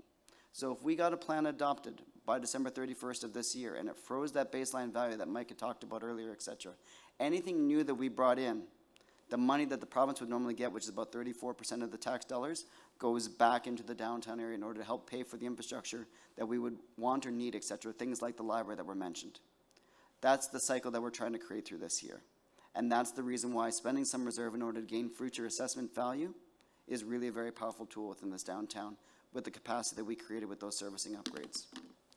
Now, I put this slide in for my daughters because they love Rosie Revere, and Rosie Riveter is the person on which this was based. And I'm not saying we have to go out and fight a war, but what I am saying is we can do it together, and this is for our future.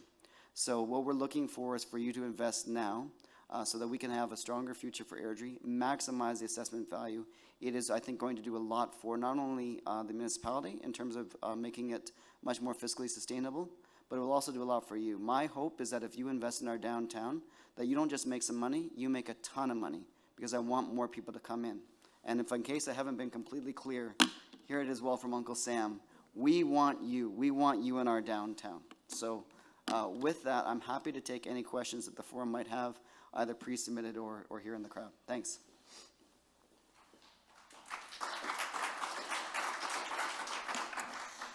Thanks, Stephen. We do have one pre-submitted question for you. So what key opportunity regarding the downtown can we communicate to our customers? Yeah, thanks, Adina. I'm going to just build on themes I mentioned a moment ago. Steady. This downtown is plug and play. Like the servicing is there, the zoning is there, the municipal support is there, the incentives are there, right? And beyond that, I would say we want you to come in and make money within our downtown. So I really do feel that between the service standard that we're providing in terms of reviewing the applications, the monies that are available for certain types of applications, and what we will do to support your future tenants, if you're coming in to build anywhere, downtown is really a very strong location choice.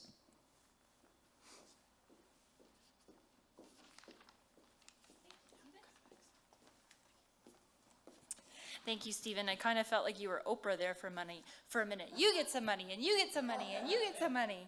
It was great. To close out our formal program before we head into what was going to be the bear pit, but that's going to change. Some of you might know him as Chief, but these days he's changed out his fireman's uniform for snazzy suits like he has on today. Our Director of Community Growth and Protective Services, Kevin Weinberger.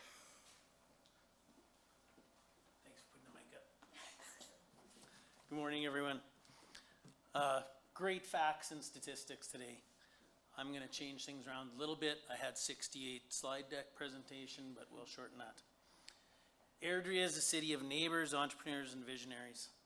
located in this corridor. We're the busiest corridor in Alberta. Home to over 75,000, we're at 77. I believe it's probably close to 80. Some of the businesses, 2,000 home-based businesses, 1,100 commercial-based businesses, 19,000 jobs. We stand out, vibrant and healthy. Part of my portfolio deals with emergency services, still protective services. So I wanted to give you some statistics on that, because part of this overall aspect of selling our community is about community safety. Crime severity index, we're sitting at 33.3%, which is very low across Canada. Just a quick comparison, Medicine's 41%, Grand Prairie's 101%, Lethbridge is 128%, just to judge throughout some of Alberta communities. Response times from the fire department, we've invested as a city into a preemption project last year. We've seen our response times go from 7 minutes and 17 seconds to 6 minutes and 38 seconds. Doesn't sound like a lot, but a 9% decrease in response times in a growing community is phenomenal. EMS is top of mind for everybody right now. All of our firefighters within our fire department are paramedics, either primary care or advanced care paramedics. So 68 members of this community are in a co-response mode to other medical calls. Approximately 49% of our call volume is dealing with medical calls. AFD responds to 51 incidents annual in this Calgary region as mutual aid responses, which just goes to show our vibrancy, our protection, the mutual aid responses that we do look after the entire surrounding capture area. On our fire prevention front, we do 88 inspections per month, split across our fire platoons and our fire prevention area. Today, our planned capacity shows an opportunity for an additional 96,000 people, 33,000 jobs, 33,000 residential units over the next 20 years. To me, that's really exciting. That's a great opportunity.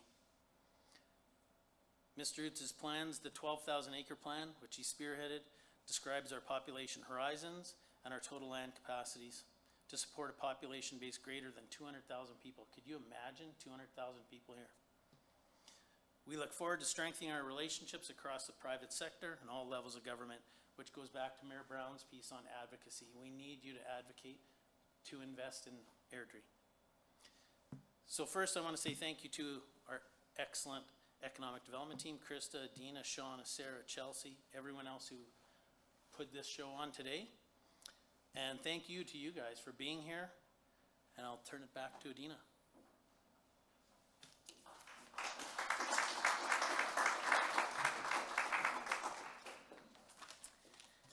Thank you, Kevin. So we were going to do a rapid fire bear pit. However, we've run out of time and I want to get you out of here so you can go enjoy some lunch at one of our fabulous restaurants in town. So what I will ask is if you're here in person and you have a question, we do have subject matter experts from the city, from engineering, planning, economic development, tourism, building inspections, assessment, housing policy, and municipal energy here for your questions. If you are joining us online, please email us your questions at economic.development@airdrie.ca. We will either call you and have a conversation with you, or we'll include the answer when our post-event survey goes out next week.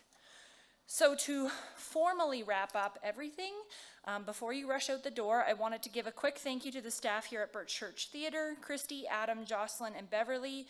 We know we've been a little high maintenance with our needs to run this event, so thank you very much for putting up with us. Also, a massive thank you to Stefan and Rob from ACC Productions. Your help has been integral in bringing this event to life. Huge kudos to my colleague Krista for coordinating this event from ideation to execution.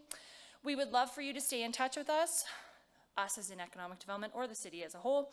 Follow us on all our social channels or email us at any time. We honestly love to chat all things Airdrie. Finally, we appreciate your feedback, all of it, the good, the bad, and the ugly. So we ask that you complete the survey that will hit your inboxes early next week. Thank you for joining us this morning, and I would be remiss if I didn't give a shameless plug for our 12th annual economic breakfast coming up on Friday, November the 17th. Watch our social channels and monthly newsletter for more information coming soon. Stay safe, stay warm, and enjoy the rest of your Tuesday. Thank you so much.